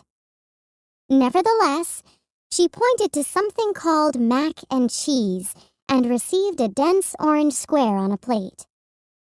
Everyone else was grabbing containers from a large, cool box, so Sage grabbed one too. Sage stood in the middle of the room, wondering where to begin her search for her wisher, when someone called out, "Hey, new girl! Over here!" Sage headed over to the wildly waving wishling and found herself at a lunch table with a bunch of girls from her class. The redhead, the one with the blonde pigtails, and the one with jet black hair were among them. They all introduced themselves. Maria, Haley, Jenna, Ella, and Madison. Sage nodded and smiled at them. Now she was getting somewhere. "You're really good at math," said the freckled redhead, whose name was Jenna. "You made it look like a piece of cake." "It looked like cake?" Sage asked, confused. "What kind?" The wishling laughed, thinking Sage was making a joke. "Yeah, you really did make it look easy," said Maria, who had shoulder-length dark hair and pretty brown eyes. Sage nodded and smiled. Mission 1, Wishworld Observation number 6. Add piece of cake to the Wishling Dictionary. It means easy. "I like your outfit," said Haley, the blonde with the pigtails. "Very colorful." "Thanks," said Sage. She picked up a box labeled chocolate milk from her tray. "Ah, chocolate," she said, remembering her first Wishers 101 class. "It must be Valentine's Day." She felt pleased to have made the connection. She was a little worried because Professor Ursa warned it would taste terrible. The girls stared for a moment, then burst into laughter. "You are so funny!" cried Maria. Sage shrugged. She turned the box upside down, studying it. She had no idea how to open it. They hadn't gotten to beverages in her Wishers 101 class. The wishling started laughing again. "You can divide huge numbers in your head, but now you're acting like you're from another planet," said Madison, a thin wishling with super short light brown hair. Sage gulped. Oh, starf. Did Madison really know that she wasn't from Wishworld? What was she going to do? The wishlings laughed and laughed. "Do you ever stop joking?" Madison asked. Sage suddenly realized that they were kidding. She sighed with relief. Maria reached over and grabbed Sage's container, tore a short plastic tube off the back of it, and stabbed it into the box. "Here you go," she said, handing it back to Sage. Still confused, Sage took it, then hesitantly put the tube into her mouth and drank. Her eyes widened. The drink was cold, sweet, rich, and improbably delicious. Professor Alara Ursa couldn't have been more wrong about chocolate. It was the best thing she'd ever tasted. Madison laughed. "You act like you've never had chocolate milk before," she said. Sage grinned. Little did she know. "Are you thinking what I'm thinking?" said Jenna. The rest of the girls nodded. They suddenly started whispering among themselves. "So, listen, new girl," said Jenna. We think you're funny, and we've decided to invite you to sit at our lunch table. Permanently. Sage stole a glance at her wish pendant. It was still only faintly glowing, so none of these girls was her wisher. But it meant she must be nearby. Thanks, she said. Here are some things you need to know to survive in Miss Daniels' class. Joey Peterson picks his nose, so don't ever touch his hands if you can help it. Miss Daniels gives surprise spelling quizzes every Friday, so be prepared. Molly Chow brings in the best birthday treats, so be nice to her and you'll always get seconds. And whatever you do, stay away from Genevieve, offered Haley. Who's Genevieve? Sage asked. Just the meanest girl in class, said Maria. The meanest girl in school, Ella said, correcting her. She's over there in line in the pink dress. She's also the most spoiled girl in school, added Maria. She's so mean, I heard that she made this girl cry because she didn't like her outfit. You don't get much meaner than that. That's pretty mean, agreed Sage. Well, you're a lot of fun, said Jenna. Friendly. She made a face. Not like that other new girl, she added. Who? Sage asked. Jane, Haley answered. She's just so weird. She's like the complete opposite of you. It's like she thinks that we should be going out of our way to get to know her. She ignores us at school for an entire month, but then expects us all to come to her birthday party. That takes a lot of nerve, added Jenna. Sage sat up straight. Interesting. So, none of you are going to her party? She asked. No way, said Ella. Like, try to make friends with me first. I'm not just going to show up at your party when I don't know you. I bet she wishes you would all go to her party. Sage mused aloud. Well, she's going to keep wishing, said Haley. Sage stood up, her heart racing with excitement. Could she have figured it out so quickly? The bell hasn't rung yet, said Maria. Where are you going? I'm going to say hello to Jane, she said. Where is she? Over there, by herself, as usual, said Ella, pointing to a table across the room. Tell her we say hello. That sent the wishlings into further peals of laughter. Sage took that moment to head across the room. Jenna stopped laughing. Wait, she said. She's serious. Sage stood at the head of the table, where a female wishling with long brown hair pulled back into a ponytail sat hunched over a book, eating a sandwich, her brow furrowed in concentration. Sage studied her. Was she deeply engrossed in what she was reading, or deeply engrossed in looking busy? Hey, Sage said. Is this seat taken? Jane looked up, frowning at Sage's lame joke. You're kidding, right? Not funny.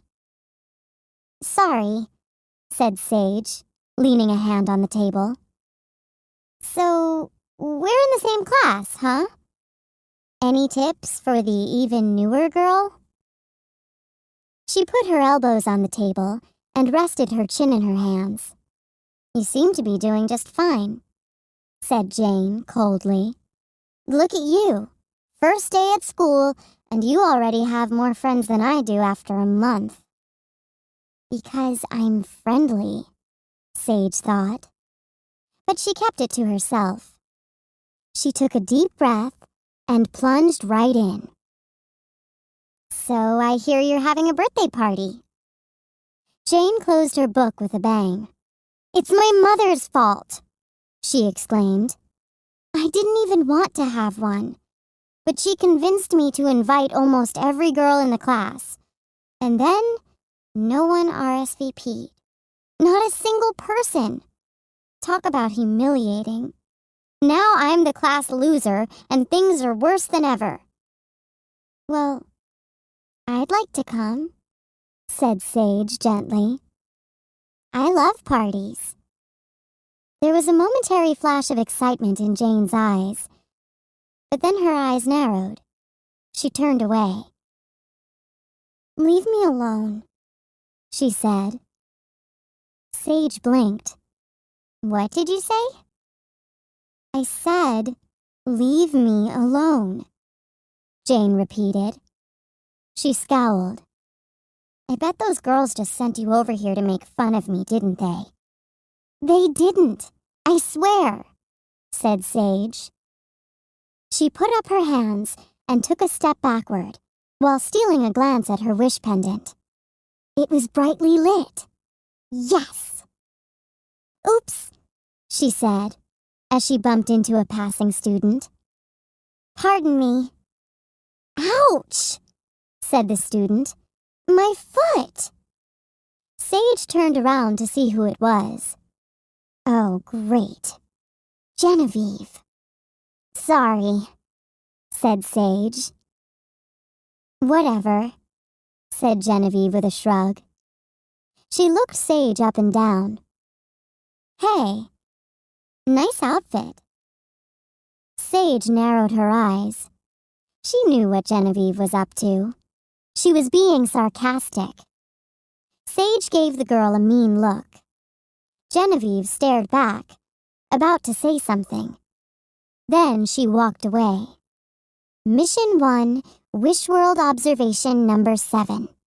There are mean kids everywhere, no matter what star you are on. She turned back to her wisher. "So would you say that you wish that people would come to your party?" she asked. Quite cleverly, she thought. "Didn't we cover that already?" Jane asked. Sage pressed on. "Would you say that it is your heart's desire?" Jane looked at Sage to see if she was serious. "Yeah, I guess it is," she admitted. "Well, I really want to come to your party," Sage told Jane. "In fact, I want to help you throw the best party ever. A party so great that girl in the class is going to beg to come." "Everyone except for Genevieve," said Jane. "She's not invited." The scowl disappeared from her face and was replaced by a hopeful expression. "Do you really think people will come to my party?"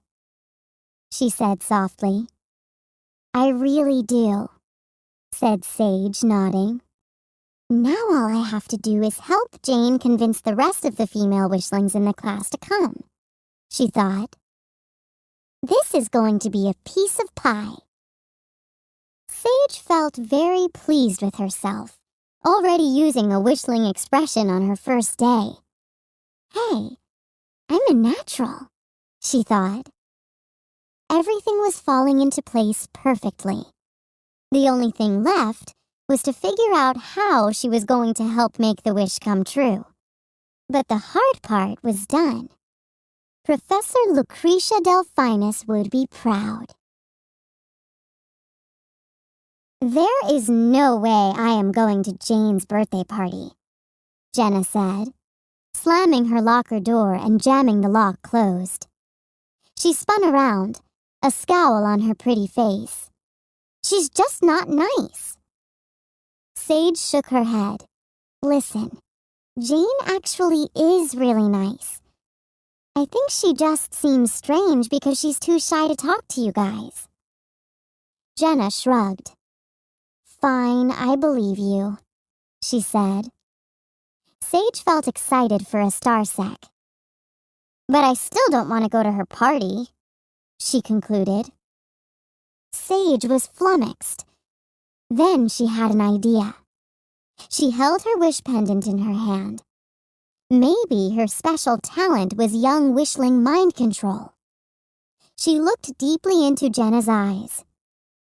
"You are going to Jane's party," she said.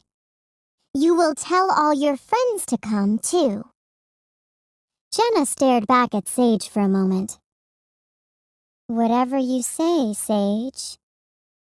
Sage grinned. Jenna snorted with laughter.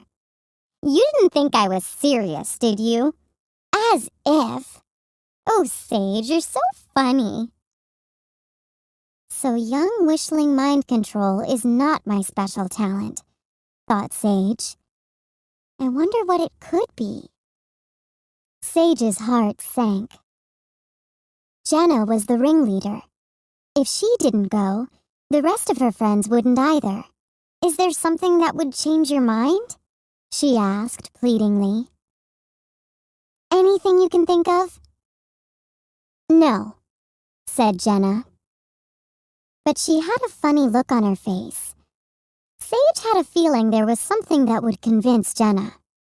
On a whim, she held her wish pendant and concentrated on the girl's thoughts to see if she could read them. She could! She had discovered her talent! Starmendous! Jenna's thoughts flooded into Sage's mind. "Gotta finish that math homework before volleyball practice. Where's my notebook? Wonder if Mom is making fried chicken tonight. Sage has cool hair. I would go to that party if they did something cool. So sick of those boring baby parties with piñatas and musical chairs. Where is that notebook?" Wow! It worked! Sage felt exhausted, and she glanced down at her wish pendant to see that the energy level had been seriously depleted. And she had no idea what Jenna meant. Musical furniture? A pinwata? But it didn't matter. She knew how to make Jane's wish come true now.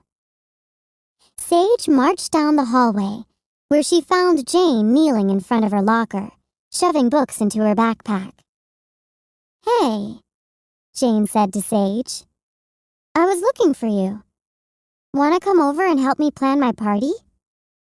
"Great idea," said Sage. Jane zipped her bag and stood up. "I saw you talking to Jenna," she said eagerly. "Did she say she'll come?" "I'm working on it," replied Sage. They left the school together and walked down the sidewalk side by side. Fallen leaves crunched pleasantly under their feet. "Nice neighborhood," said Sage. The lawns were well manicured, and the houses were large and imposing. "This is the fancy part of town," Jane explained. "That's where Genevieve lives." She pointed to a particularly large home with a curved driveway. "What's that little house for?" asked Sage, pointing. It had 4 doors but no windows. Jane giggled. "Oh, Sage, you're so silly. You know that's the garage." Right," said Sage. "So, Genevieve seems pretty mean." "That's what everyone says," replied Jane. "So I guess it must be true, right?" She shrugged. "I don't want to take any chances, so I just avoid her." She glanced at Sage. "I love your lavender streak," she said. "I wish my mom would let me dye my hair." Sage touched her hair. She hadn't realized she had a streak of lavender. If Jane liked the streak, imagine if she could see what Sage's real hair looked like. "So, where are you from?" Jane asked Sage. Sage had a moment of panic. "Oh, from far away," she answered. Jane nodded. "Me too," she said. "We moved all the way from Connecticut." Sage hid a smile. "It's hard to be the new girl," she said. "Tell me about it," said Jane. Sage kicked a pebble as the two girls walked together in silence. "Hey," Sage said suddenly, "do you have any chocolate milk at your house?" Jane's mom, Mrs. Newman, was positively beaming when her daughter arrived home with a friend. "It is so lovely to meet you, Sage," she gushed. "I'm so happy to meet one of Jane's new friends." She turned to her daughter. "See? I told you it was only a matter of time." "Mom," groaned Jane, looking completely humiliated. Sage understood how Jane felt. Wishworld moms were remarkably similar to Starland moms, totally concerned about their kids, while being utterly oblivious to how self-conscious their kids could be. Mrs. Newman hovered over Jane, tucking a stray piece of hair behind her daughter's ear. Jane swatted at her mother's hand good-naturedly. A wave of homesickness washed over Sage, and she suddenly missed her family. "So let's get down to business," Sage said, more sharply than she intended. Jane raised her eyebrows. "Okay," she said. "Where do we start?" "We need to plan a..." Sage used a Wishworld expression she had overheard in the cafeteria line. "Totally awesome party." Jane nodded. "Okay, how about..." "I have an idea," interrupted Jane's mother, an excited grin on her face. "How about an old-fashioned party, like from when I was a girl? You know, pin the tail on the donkey, musical chairs, bobbing for apples." "No!" shouted Sage, recalling Jenna's thoughts. Jane and her mom gaped at her. "I mean, great idea, but that's been done before," Sage explained quickly. "Let's be different. Unique." "How about a magician?" asked Mrs. Newman. "Or a funny clown who makes balloon animals?" Sage stole a quick glance at Jane. The look of horror on Jane's face told her all she needed to know. "Mom," said Jane, "we're not like 3 years old." She leaned over and whispered to Sage, "Let's go up to my room and plan in private." Sage nodded with approval at Jane's bedroom. It was very tidy. Her bed was made and her stuffed animals were neatly arranged on it. Sage spotted a shelf full of actual paper books. She carefully removed one and held it in her hands. She ran her fingers over the smooth cover. It was stark, black and red and white, with a picture of 2 girls in fur caps and capes standing on a snowy hill, with 3 snarling wolves below them.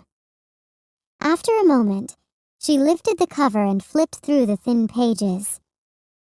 "Wow," she said. Jane laughed. "You act like you've never seen a book before," she said. She looked over Sage's shoulder. "The Wolves of Willoughby Chase," Jane said. "It's so good. A fancy English manor, 2 cousins, an evil governess.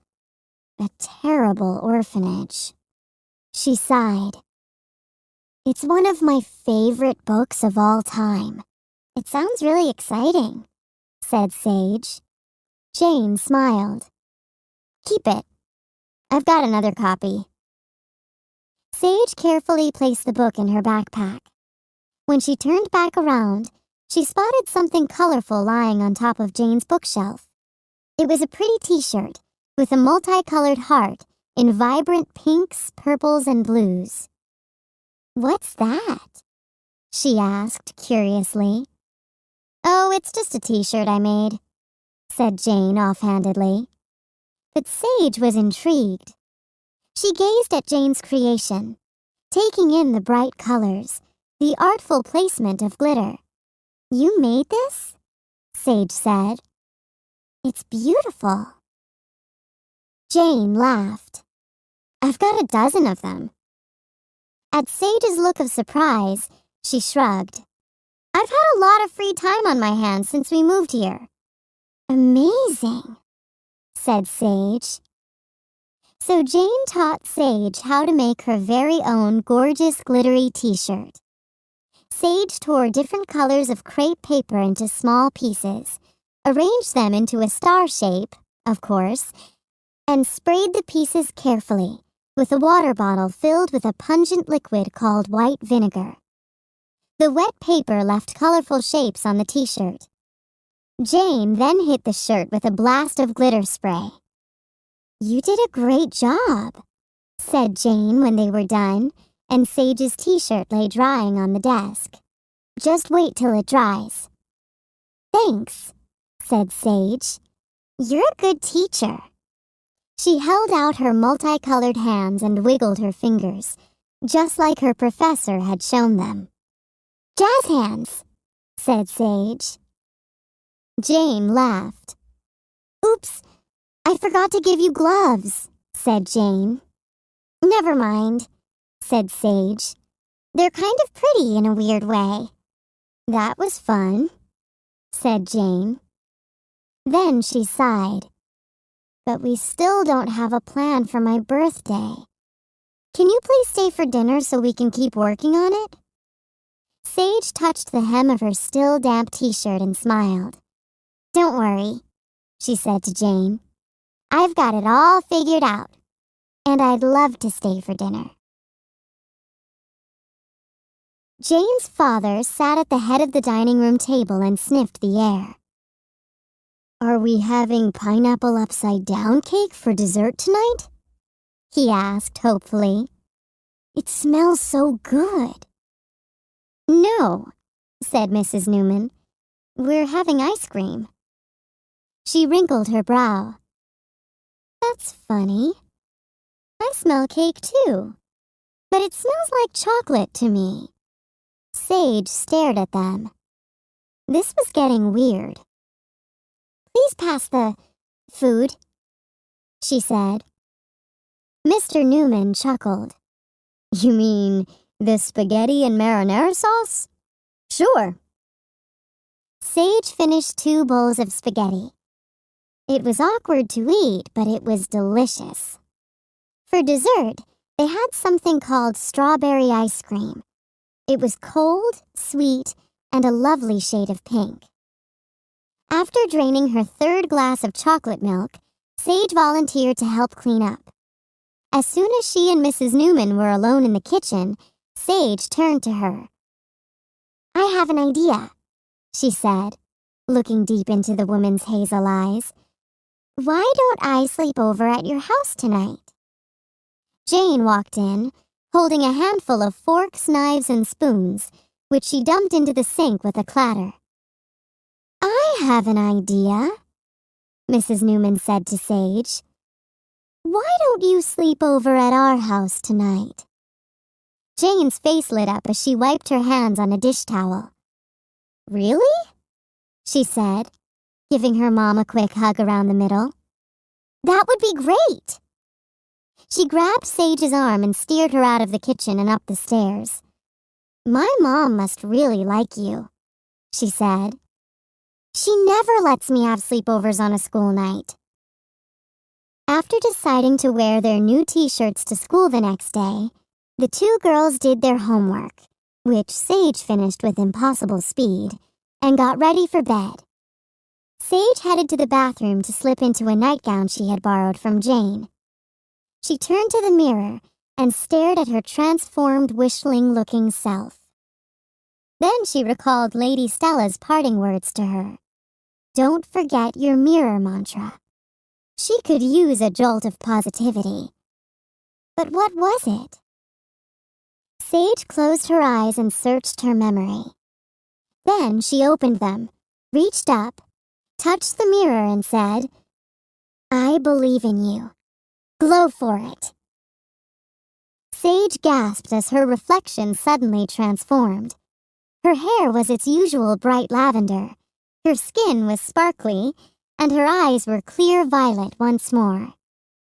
She looked down and saw that her braids were still light brown, then looked up again to admire her true self. She felt both rejuvenated and at peace. There was a knock on the door. "Sage, are you almost done in there?" Jane called out. Sage jumped, grateful she had locked the door behind her. Imagine if Jane could see Sage's true self. That would be so dangerous. "Just to start, a minute," Sage called. She quickly got changed, then headed to the door and shut off the light, giving her reflection one final glance. She climbed into the low bed that pulled out from under Jane's bigger one and drew the covers up to her chin. "Hey, Sage," Jane whispered in the dark. "Do you really think people are going to come to my party?" "I do," said Sage. "I really do." Jane sighed. "I'm just not sure. Things were so much easier at home. I wish we'd never moved. I miss my old life." "I know what you mean," said Sage. Now that her brain wasn't racing ammonium floozles of Starman, she realized she felt a tiny bit homesick. Sage could hear Jane shifting under the covers. "I guess I thought it was going to be easy," Jane continued. "I had so many friends in my old school. I was really popular. Everyone always wanted to come to my birthday parties. I don't know. I just expected that people were going to want to be my friend. So I didn't even try. I'm kind of shy, you know?" She sighed. "Maybe I missed my chance. Maybe it's too late." "I don't think it's ever too late to make friends," said Sage. "I think everything is going to turn out okay. Just be yourself tomorrow. Friendly and kind." "Okay," said Jane. "I hope you're right." "Good night." "Good night, Jane." "I hope I'm right too," thought Sage before she drifted off to sleep. "Because if I am, everyone is going to be so proud of me." She rolled over. Oh, and because I'll be helping save Starland too, of course. "Oh my God! Where did you get that t-shirt?" Jenna squealed. "It's super cute." "Oh, this?" said Sage, holding back a grin. Things were going exactly as planned. She just wished she didn't feel so tired. There must be something in Wishworld's atmosphere that was sapping her strength. She was wearing her brand new t-shirt over a turquoise long-sleeved shirt with a lavender skirt, lavender and turquoise striped tights, and lace-up boots. It had taken a dozen tries with the outfit changer in the privacy of Jane's bathroom to pull together the perfect look. But she looked great, no doubt about it. If Jane was surprised that Sage hadn't asked to borrow clothes, she didn't mention it. Maybe young wishlings always packed extra outfits in the backpacks they carried. Sage would have to look into that. "Yes," Jenna said. "It is fabulous." The rest of the girls left their lockers ajar and gathered around Sage, admiring her outfit. "Did you get it at the mall?" asked Maria. "The what?" thought Sage. "Believe it or not, you can make one yourself," she said. "As a matter of fact, I'll be giving lessons." "Awesome," said Haley. "Just tell us when and where." "With my friend Jane at her birthday party this Saturday," Sage finished. "She taught me how to make it. Right, Jane?" Her eyes shyly downcast, Jane sidled across the hallway in her own colorful t-shirt. Hers was even more vibrant than Sage's. "Right," she said softly. There was an awkward silence. The girls' eyes went back and forth as they glanced at one another. "I totally forgot to RSVP," Jenna finally said. "Jane, can I still come?" "Yeah," said Maria. "It's not too late, is it?" Jane couldn't keep the smile off her face. "No, not too late at all," she said happily. Sage noticed that Jane sat up straighter and even raised her hand a few times in class that morning. Her confidence was growing. Miss Daniels was delighted. "Great job today, Jane," she said as the class filed out of the room. "Keep up the good work." Sage must have looked as tired as she felt, because the gym teacher let her sit in the bleachers for gym. She had a front row seat for class, where she noted that Ella chose Jane to be the first one on her team. It turned out that was a wise choice. Jane was very good at the game they were playing. It was called dodgeball, and it didn't seem that fun at all to Sage, but Jane loved it. She got player after player out with her throws and caught the ball every time it was aimed at her. When it was down to Jane and a young male wishling with a crew cut from the other team, she threw the last ball low at her adversary with deadly accuracy. It ricocheted off his foot, winning the game for her team. She looked positively thrilled as her teammates pounded her on the back in congratulations. At lunch, Sage and Jane grabbed trays and made their selections. Sage took 2 chocolate milk boxes this time. They started to head to the other side of the lunchroom to Jane's usual table. "Hey, Jane! Sage! Over here!" cried Jenna. "Sit with us!" Jane's eyes were shining as they made their way to Jenna and her friends. Sage felt a swell of pride for how close she was to completing her mission, and she checked the countdown clock on her Stars app. Plenty of time, she thought confidently. "Sit next to me, Jane," Jenna commanded. She didn't even wait until Jane was seated before she exclaimed, "So tell us more about your party. We can't wait." "I've been thinking about making a tie-dyed birthday cake," said Jane. "What do you guys think?" "Awesome!" several voices chorused. Sage grinned. That was news to her. It was an awesome idea. "My work here is done," thought Sage. Well, almost. But her victorious feeling did not last long. "Uh-oh. Look who's headed our way," said Ella. Sage froze for a moment, then turned around. As she feared, it was Genevieve. Despite her apprehension, Sage couldn't help admiring the fluffy white sweater dress the girl was wearing. It was soft and cozy looking, with a draped collar. Genevieve's feet were clad in navy blue ankle boots. One tapped impatiently against the cafeteria floor once she came to an abrupt stop at the group's cafeteria table. As Sage turned around to face her, she felt a sudden burst of energy. "That's odd," she thought. Genevieve looked from Sage to Jane and back again. "Oh, look! The 2 new girls are wearing matching shirts. How cute," she said. Everyone gazed at Genevieve in silence. Sage smiled. Thank you," she said. But Jenna scowled.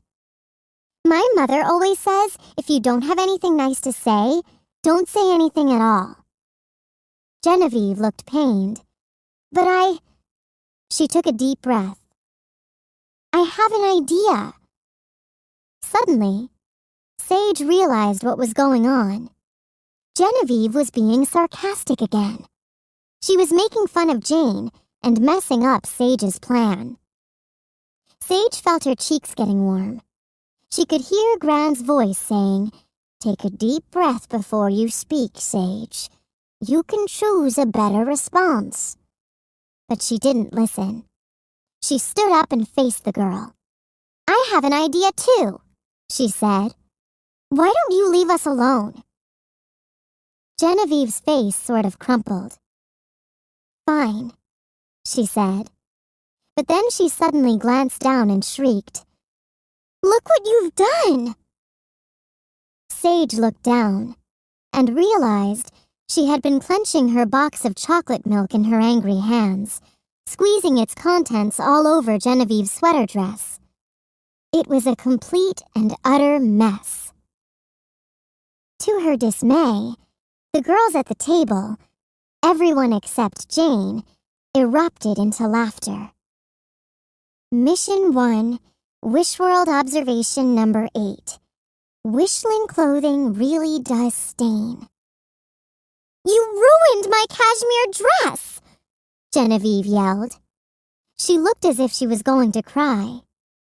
Sage sat down, defeated and embarrassed.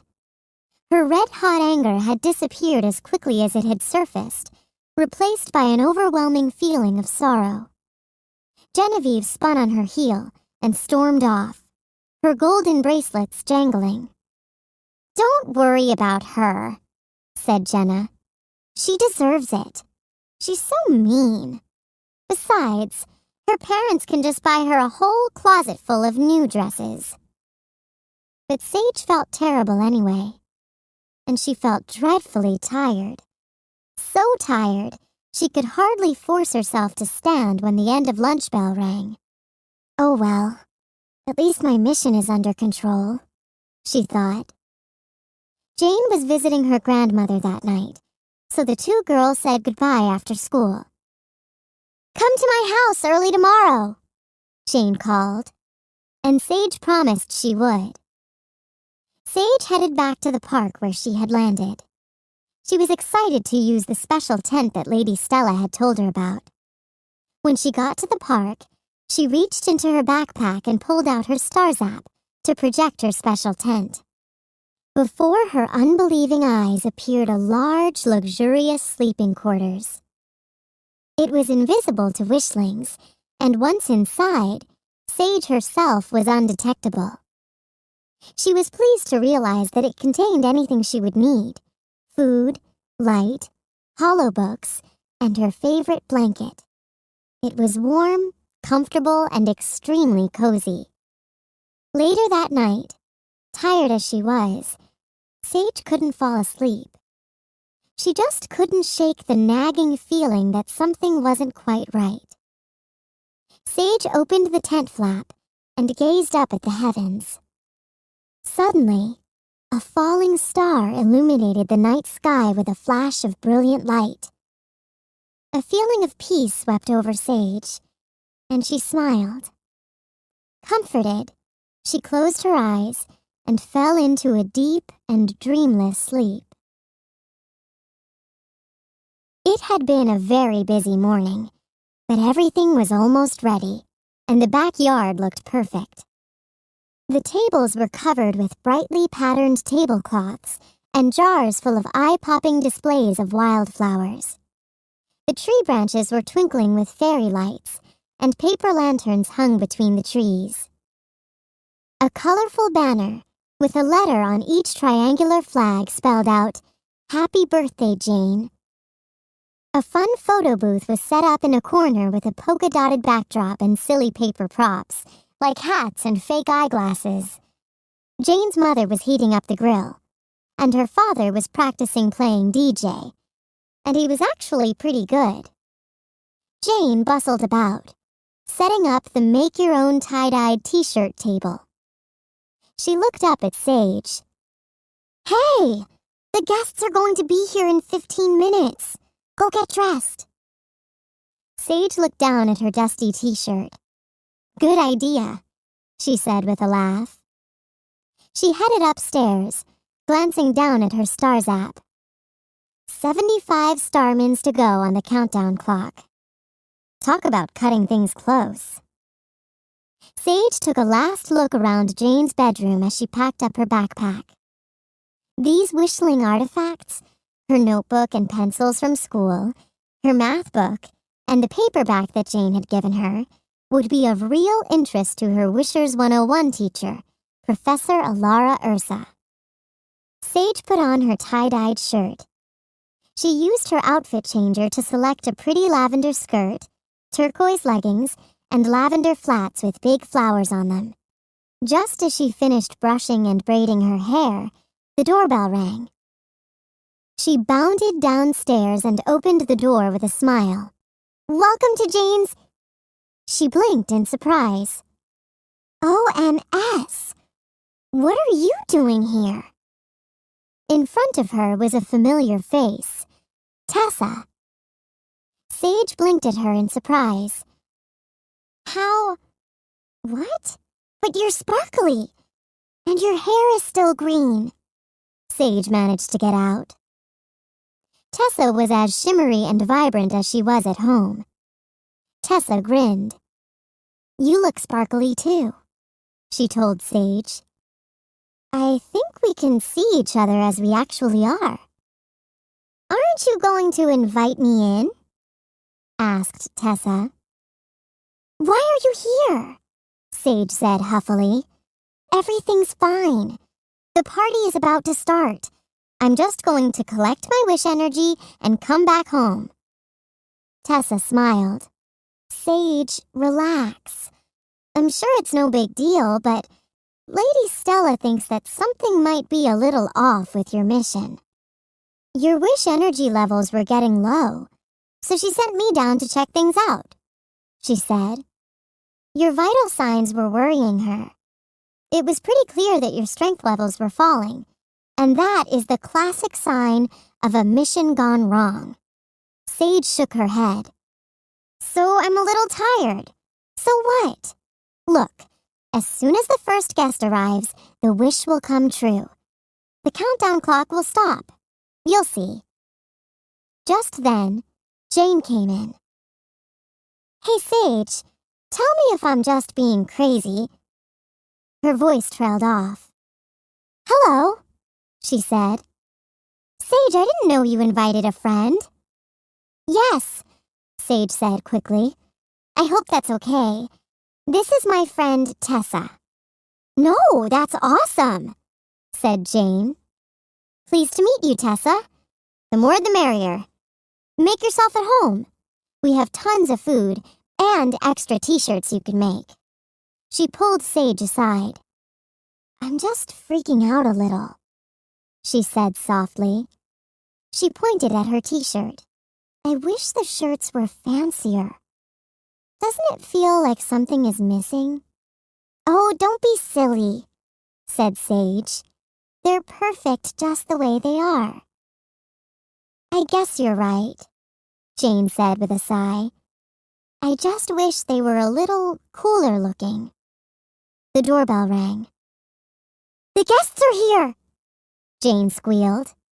She ran to the front door to let them in. Sage held up her stars app. "Now watch," she said. "The clock is going to stop. Her wish has been granted. The guests are here." Tessa shook her head. "Something's wrong," she said. "Just wait," said Sage. "Ella! Madison!" cried Jane. The two girls looked like special party editions of themselves. Madison wore a headband with a huge flower on it, and Ella had on a pair of glittery shoes. They hugged Jane hello and handed her their gifts. They waved to Sage as Jane ushered them through the house and into the backyard. Sage gulped as the numbers kept ticking by. She could not believe her eyes. The wish had been fulfilled. There were people at Jane's party. But the countdown clock had not stopped. Tessa shook her head. "See? Something is wrong. But there's still time to fix it. We just have to figure out what happened." Sage sat down and buried her head in her hands. What was going on? She had done everything right. I don't get it, she said. My necklace lit up when I met Jane. Do you think that she had another wish? Tessa asked. No, replied Sage. She told me this was her heart's desire. Tessa wrinkled her brow. Maybe your wish pendant malfunctioned? Sage took a deep breath. Her mind began to race. The pendant had glowed when she met Jane, hadn't it? She replayed the scene in her mind.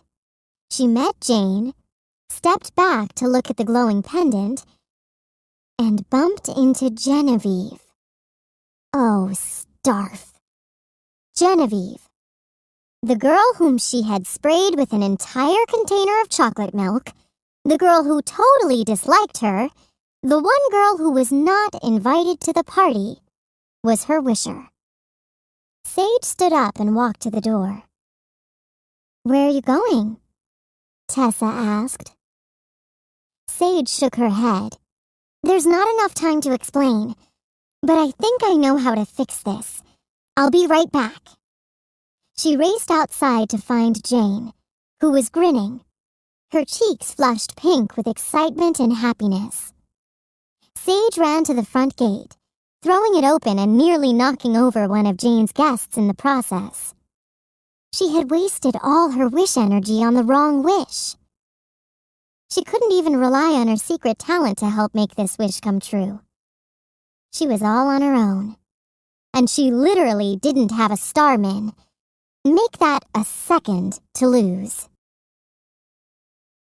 Please be home, please be home, please be home, Sage thought, as she rang the bell for the third time. To her great relief, the door swung open. There stood Genevieve. She did not look pleased at all to see Sage. She crossed her arms, her golden bracelets jangling. What do you want?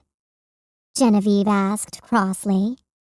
I want you to come to Jane's party, Sage said. And so does she. She smiled. She suddenly felt much better just standing next to Genevieve. Genevieve's eyes lit up for a brief moment, but then she frowned. Well, I don't, she retorted, starting to close the door. Sage stuck out her foot to hold it open. Genevieve looked very annoyed. It's a little late, don't you think? She asked. It was a mistake, explained Sage. Genevieve laughed bitterly. Don't you get it? I'm never invited to anything. For some crazy reason, everyone thinks I'm mean. And here's the funny part. I'm not even sure how that started. I'm not mean at all, she explained. Maybe girls are jealous that I live in this big house, or because I have fancy clothes. I don't know. But somehow the rumor got started that I'm mean. And I'm not, Genevieve repeated. Her shoulders sagged. I'm actually really nice. She pointed to the shirt Sage was wearing. Like when I came over in the cafeteria to tell you I liked your tie-dyed shirts, and everyone assumed I was just being sarcastic. And then you ruined my dress. I'm sorry, said Sage. That was an accident. Then she realized something. Hey, you really like the shirts? Yeah, Genevieve said. They're really pretty. They just need a little flash. That's what Jane was saying, cried Sage. Come on, you're the most fashionable girl in the class. What do you think the shirts need? I'm the most fashionable girl in the school, Genevieve said with a smile. She studied the shirt. I think it needs rhinestones. She reached forward and touched one of Sage's sleeves. I also think you could decorate the sleeves. You know, gather them and tie them up with pretty satin ribbons.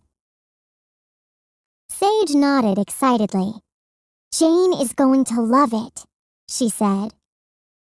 I can lend you some ribbon and a rhinestone machine, said Genevieve. Sage blinked in disbelief.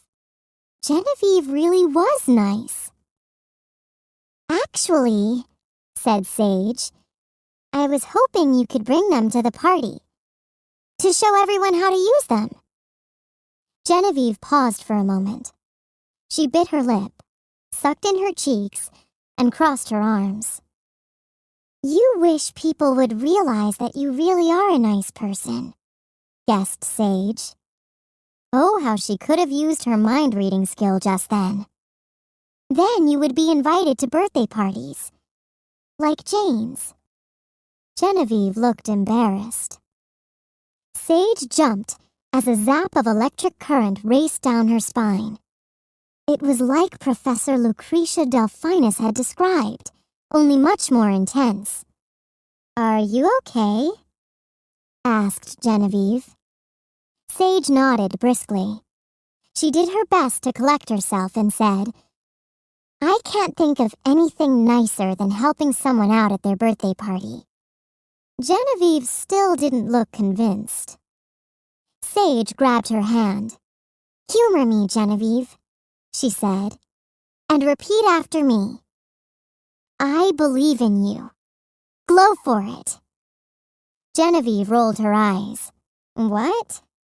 That's crazy. Please, said Sage. She grabbed Genevieve's other hand, and together they repeated the words. And then it happened. Sage felt a warm glow course through her, going out her right hand. She saw Genevieve smile as the surge of energy flowed through her and back to Sage's left hand. Genevieve had no idea what had just happened, but Sage had a wonderful feeling of peace and contentment. It was almost as if she was floating, though when she looked down, she saw her feet firmly planted on the floor. Okay, said Genevieve. Let's do this. She ran upstairs. Sage had a couple of nerve-wracking moments as she watched the star mins tick by on her countdown clock. But before too long, Genevieve came back downstairs, wearing a pretty blue party dress and her golden bangles, a tote bag slung over her shoulder. I've got everything we need, she said. Let's go. They got back to Jane's house quickly. Genevieve suddenly grew shy as they pushed open the gate and walked to the backyard. Sage couldn't really blame her for feeling self-conscious, as all eyes turned to her and the party grew quiet. Maybe I should just go back, started Genevieve. It didn't help when Jenna broke the silence. Well, look who's here, she said. Ms. Meanie herself. But then Jane pushed forward, looking a little worried. Hi, Genevieve, she said. I'm glad you came to my party. Genevieve bit her lip nervously. Thanks for inviting me, she said. I'm sorry I don't have a present, but I did bring these. She pulled out the rhinestone machine, containers full of sparkling stones and thin satiny ribbons in every color of the rainbow. She grabbed an almost dry t-shirt, and with a few lengths of ribbon and some artfully placed rhinestones, she transformed it from cute to completely dazzling. I want to do that, Madison cried. Soon all the girls were clamoring for Genevieve's help. Even Jenna wanted to try it. Jane smiled at Sage. Wow, that's exactly what I was hoping for. Tessa walked over, a glass of lemonade in her hand. She had a funny grin on her face. This stuff is good, she said. She hiccuped. But the clock is still ticking. You are almost out of time. She giggled. Out of time, she repeated. Sage stared at Tessa. What was wrong with her? Then she looked at her countdown clock. 2 starmins to go. And counting. Her heart sank. Tessa was right. Time had run out for her. Just then, she heard Jenna's voice. "Maybe I was wrong," she said. "Genevieve, you're actually pretty nice after all." Genevieve grinned. "You're not so bad yourself, Jenna." "Tessa, look!" Sage cried. Tessa grabbed Sage's hand. Before Sage's amazed eyes, positive wish energy began to pour out of Genevieve, who had no idea that anything was happening. It danced through the air in a beautiful rainbow-colored arc before being absorbed into Sage's wish pendant. And that's when the countdown clock stopped. "Wish granted. Mission complete," the Stars app screen read. And then, "Come home." Tessa jumped up and down and hugged Sage. "I can't believe it! You did it!" she shouted. "This calls for some more lemonade." Ella laughed. "Wow," she said. "Sage's friend really likes tie-dye." Just then, Mrs. Newman came up to Sage and placed a hand on her arm. "Thank you for making my daughter's birthday wish come true," she told her. "You're very welcome," replied Sage. If Mrs. Newman only knew the half of it. Tessa and Sage stayed until just after the birthday cake was unveiled. Because how could a star darling miss seeing a real live wishling birthday cake? Everyone gasped when they saw the colorful confection, tie-dyed frosting on the outside, and vibrant tie-dyed cake on the inside. Instead of candles, a profusion of sparklers rose from the center, shooting out a cascade of shimmering sparks. Everyone sang, except for the star darlings. They didn't know the words. "I don't have to make a wish," Jane said as the cake was placed in front of her. "I got just what I wanted." She smiled at Sage. "Thank you, Sage." "Oh, make one anyway," suggested Sage. "You can never have enough wishes. Good wishes, that is," she hastily added. "I'll see you at home," Tessa told Sage when she had finished her 3rd glass of lemonade. "This stuff is so good," she said. She gave Sage a big hug, then grabbed her shoulders and looked deeply into her eyes. "Now it's time for you to say goodbye to Jane and Genevieve." Sage gulped. How she hated goodbyes. She had known this was coming, but it still was not going to be easy. Even though she hadn't really been assigned to Jane, she was still going to miss her. And Genevieve?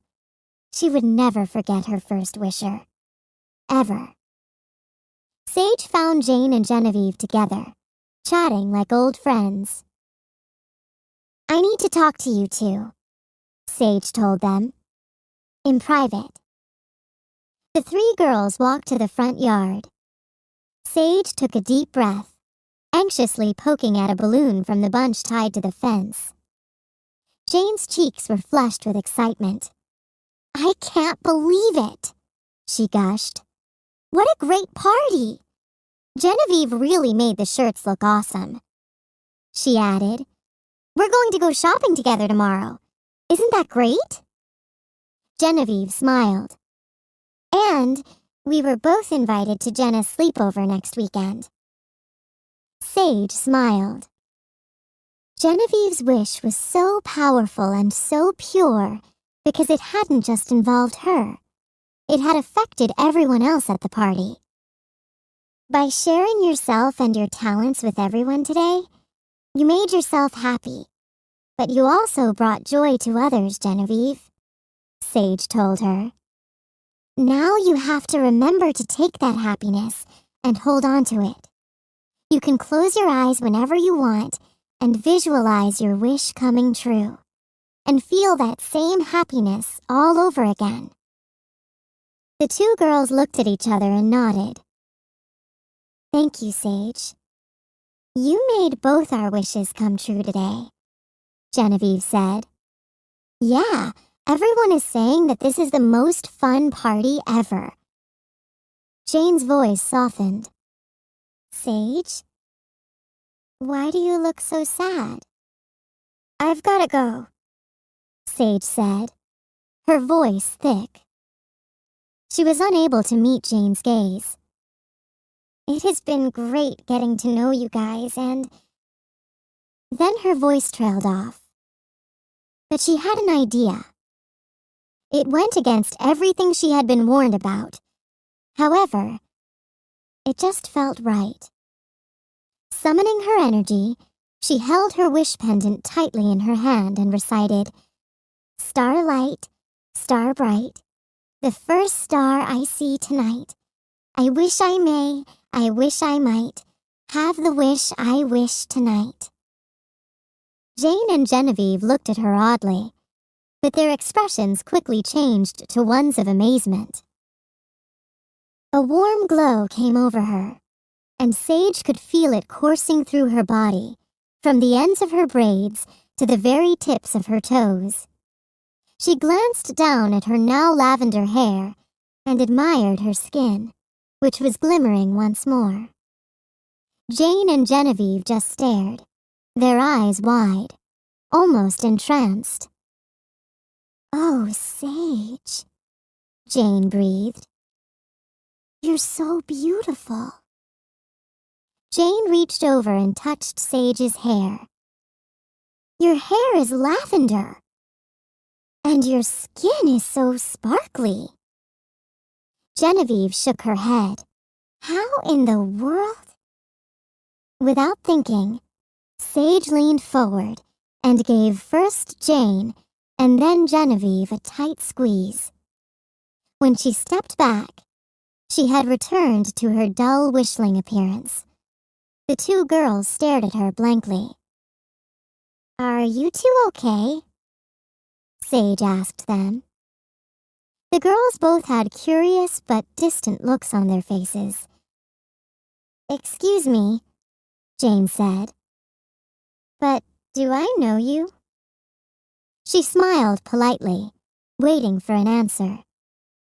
"Yeah," said Genevieve. "Have we met before?" Sage blinked. It looked like her goodbye hug had completely wiped the girls' memories. "No," she managed to say. "You don't know me at all." She took a deep breath. "I just wanted to wish you a very happy birthday, Jane." Moments after Sage had arrived back on Starland, her Stars app buzzed. "Report to Wish House office immediately." Sage knew she had come so close to failing her wish mission. Was she going to get into trouble? Would she be kicked off the Star Darlings team? Was it proof that Vivica was right? That she was never supposed to be at Starling Academy in the first place? Her stomach was in knots with worry, even though everything had turned out okay at the end. Still, despite her nervousness, a feeling of peace came over Sage as she walked down the hallways of Starling Academy. Sage hadn't realized just how much she had missed Starland. She felt safe and welcome, waving to classmates who had no idea who she was, or that she'd been gone at all. It didn't matter. She was just happy to be back, no matter what the consequences. "Miss Sage," said a funny voice. Sage looked around the empty hallway. Was she hearing things? "Up here," said the voice. Sage looked up. A small bot guide hovered near the ceiling. "It's me, Moj4. "Oh, hey," said Sage, trying to remember if they had met before. I gave you a tour of the campus, said Moj4 a little peevishly. So, where have you been? Oh, around, said Sage vaguely. She reached Lady Stella's door and knocked. Come in, said Lady Stella. Sage concentrated, and the door slid open silently. Nicely done, said Moj4 admiringly. I'll see you around, Miss Sage. See you, said Sage. Pushing open the door, Sage spotted the other 11 star darlings seated around the table, all studying her curiously, except for Cassie, who gave her a wave and a huge grin. Welcome home, Sage, said the headmistress. Congratulations on a successful mission. And then, all her fellow star darlings gave Sage a standing ovation. Really? Said Sage incredulously. But I almost totally messed up. Lady Stella shook her head. Sage, what you did was incredibly brave. You went on a mission to an unfamiliar world. Of course there were going to be glitches. She smiled. Sage breathed a sigh of relief. Star salutations, she said. But I want to thank Tessa for coming down to help me out. You fixed it all by yourself, said Tessa. The headmistress held the wish orb and beckoned Sage to come closer, then solemnly placed it in her hands. Sage held the wish orb in her hands. Its glow became more and more intense. Look, said Vega. Something is happening. To Sage's delight, the orb began to transform into a lavender bohemanella, a luminous flower whose head hung like a lantern from its stem. It glowed with a soft light, and stardust drifted down from the blossom in a delicate cascade. It's beautiful, Sage breathed. It is, agreed Lady Stella. And from now on, this will be your personal wish blossom. Suddenly, the petals of the flower began to tremble. What was going on? Sage gasped as the flower opened to reveal a glossy dark purple stone with deep veins of shimmering starlight. It looked like a mini galaxy was locked inside its gleaming surface. Sage felt a deep sense of peace and well-being. Well, that is most extraordinary, said Lady Stella, shaking her head. What is it? Sage asked, as the star darlings pressed closer to see the shimmering stone. All in due time, said Lady Stella. Sage thought the headmistress looked surprised, pleasantly so. Until then, please guard this precious stone with your very life. Sage took a deep breath and looked around the room at her fellow star darlings, enjoying her moment in the spotlight. And she wondered which one of them would be next. Sage lingered in Lady Stella's office after the room had cleared. Can I help you with anything, Sage? Lady Stella asked kindly. I was wondering, I heard that that someone told me. Sage hemmed and hawed, unable to ask the headmistress the difficult question. The answer is no, Sage, Lady Stella answered. You were admitted on your own strengths. No one helped you. Sage grinned. Star salutations, Lady Stella, was all she could say. Star salutations. Sage still couldn't shake the feeling that there was a look of concern on Lady Stella's face, and she hoped that she hadn't disappointed her in any way. but Sage practically skipped the whole way back to her room. She placed her hand on the scanner, and it glowed bright blue. "Welcome home, Sage," the voice said, "and congratulations on a job well done." Sage stepped inside. Cassie was standing in front of her closet, a strange look on her face. Sage reached into her backpack. "I brought something back for you," she said. "A wishling book. It really is made out of paper." Cassie gasped as Sage placed the book in her hands. "I wondered what one would look like," she said, running her fingers over the cover.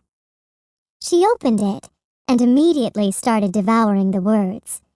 Then, realizing what she was doing, she laughed and closed the book, hugging it to her chest.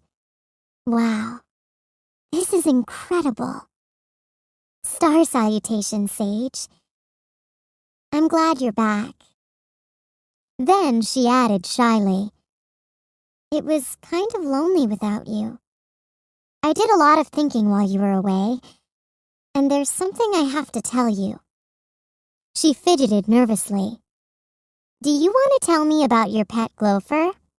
Sage asked with a smile. Cassie's eyes widened.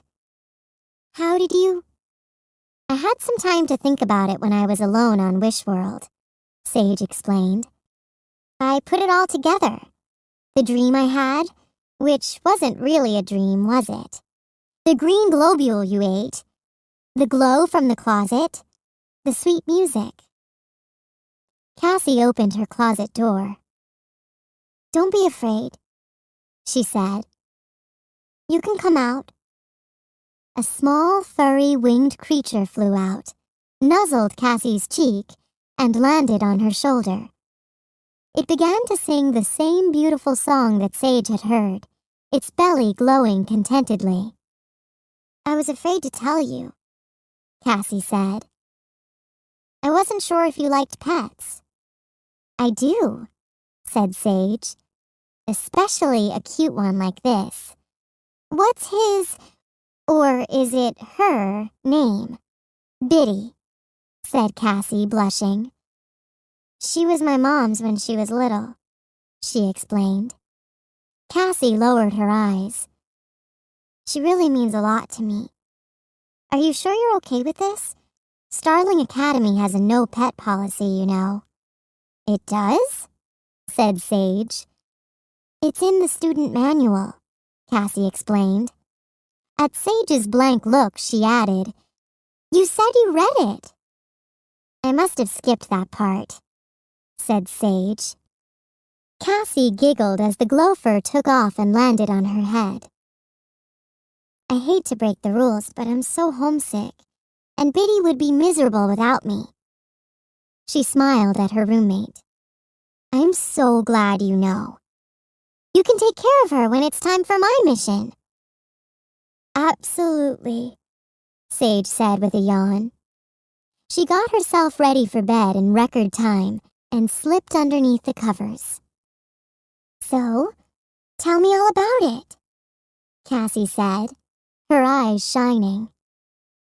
"Everything that happened, what the girls were like, exactly what the wish was, what kind of clothes did they wear? Everything." The gopher began her evening song. It was sweet and gentle and calming. Sage yawned and began to speak.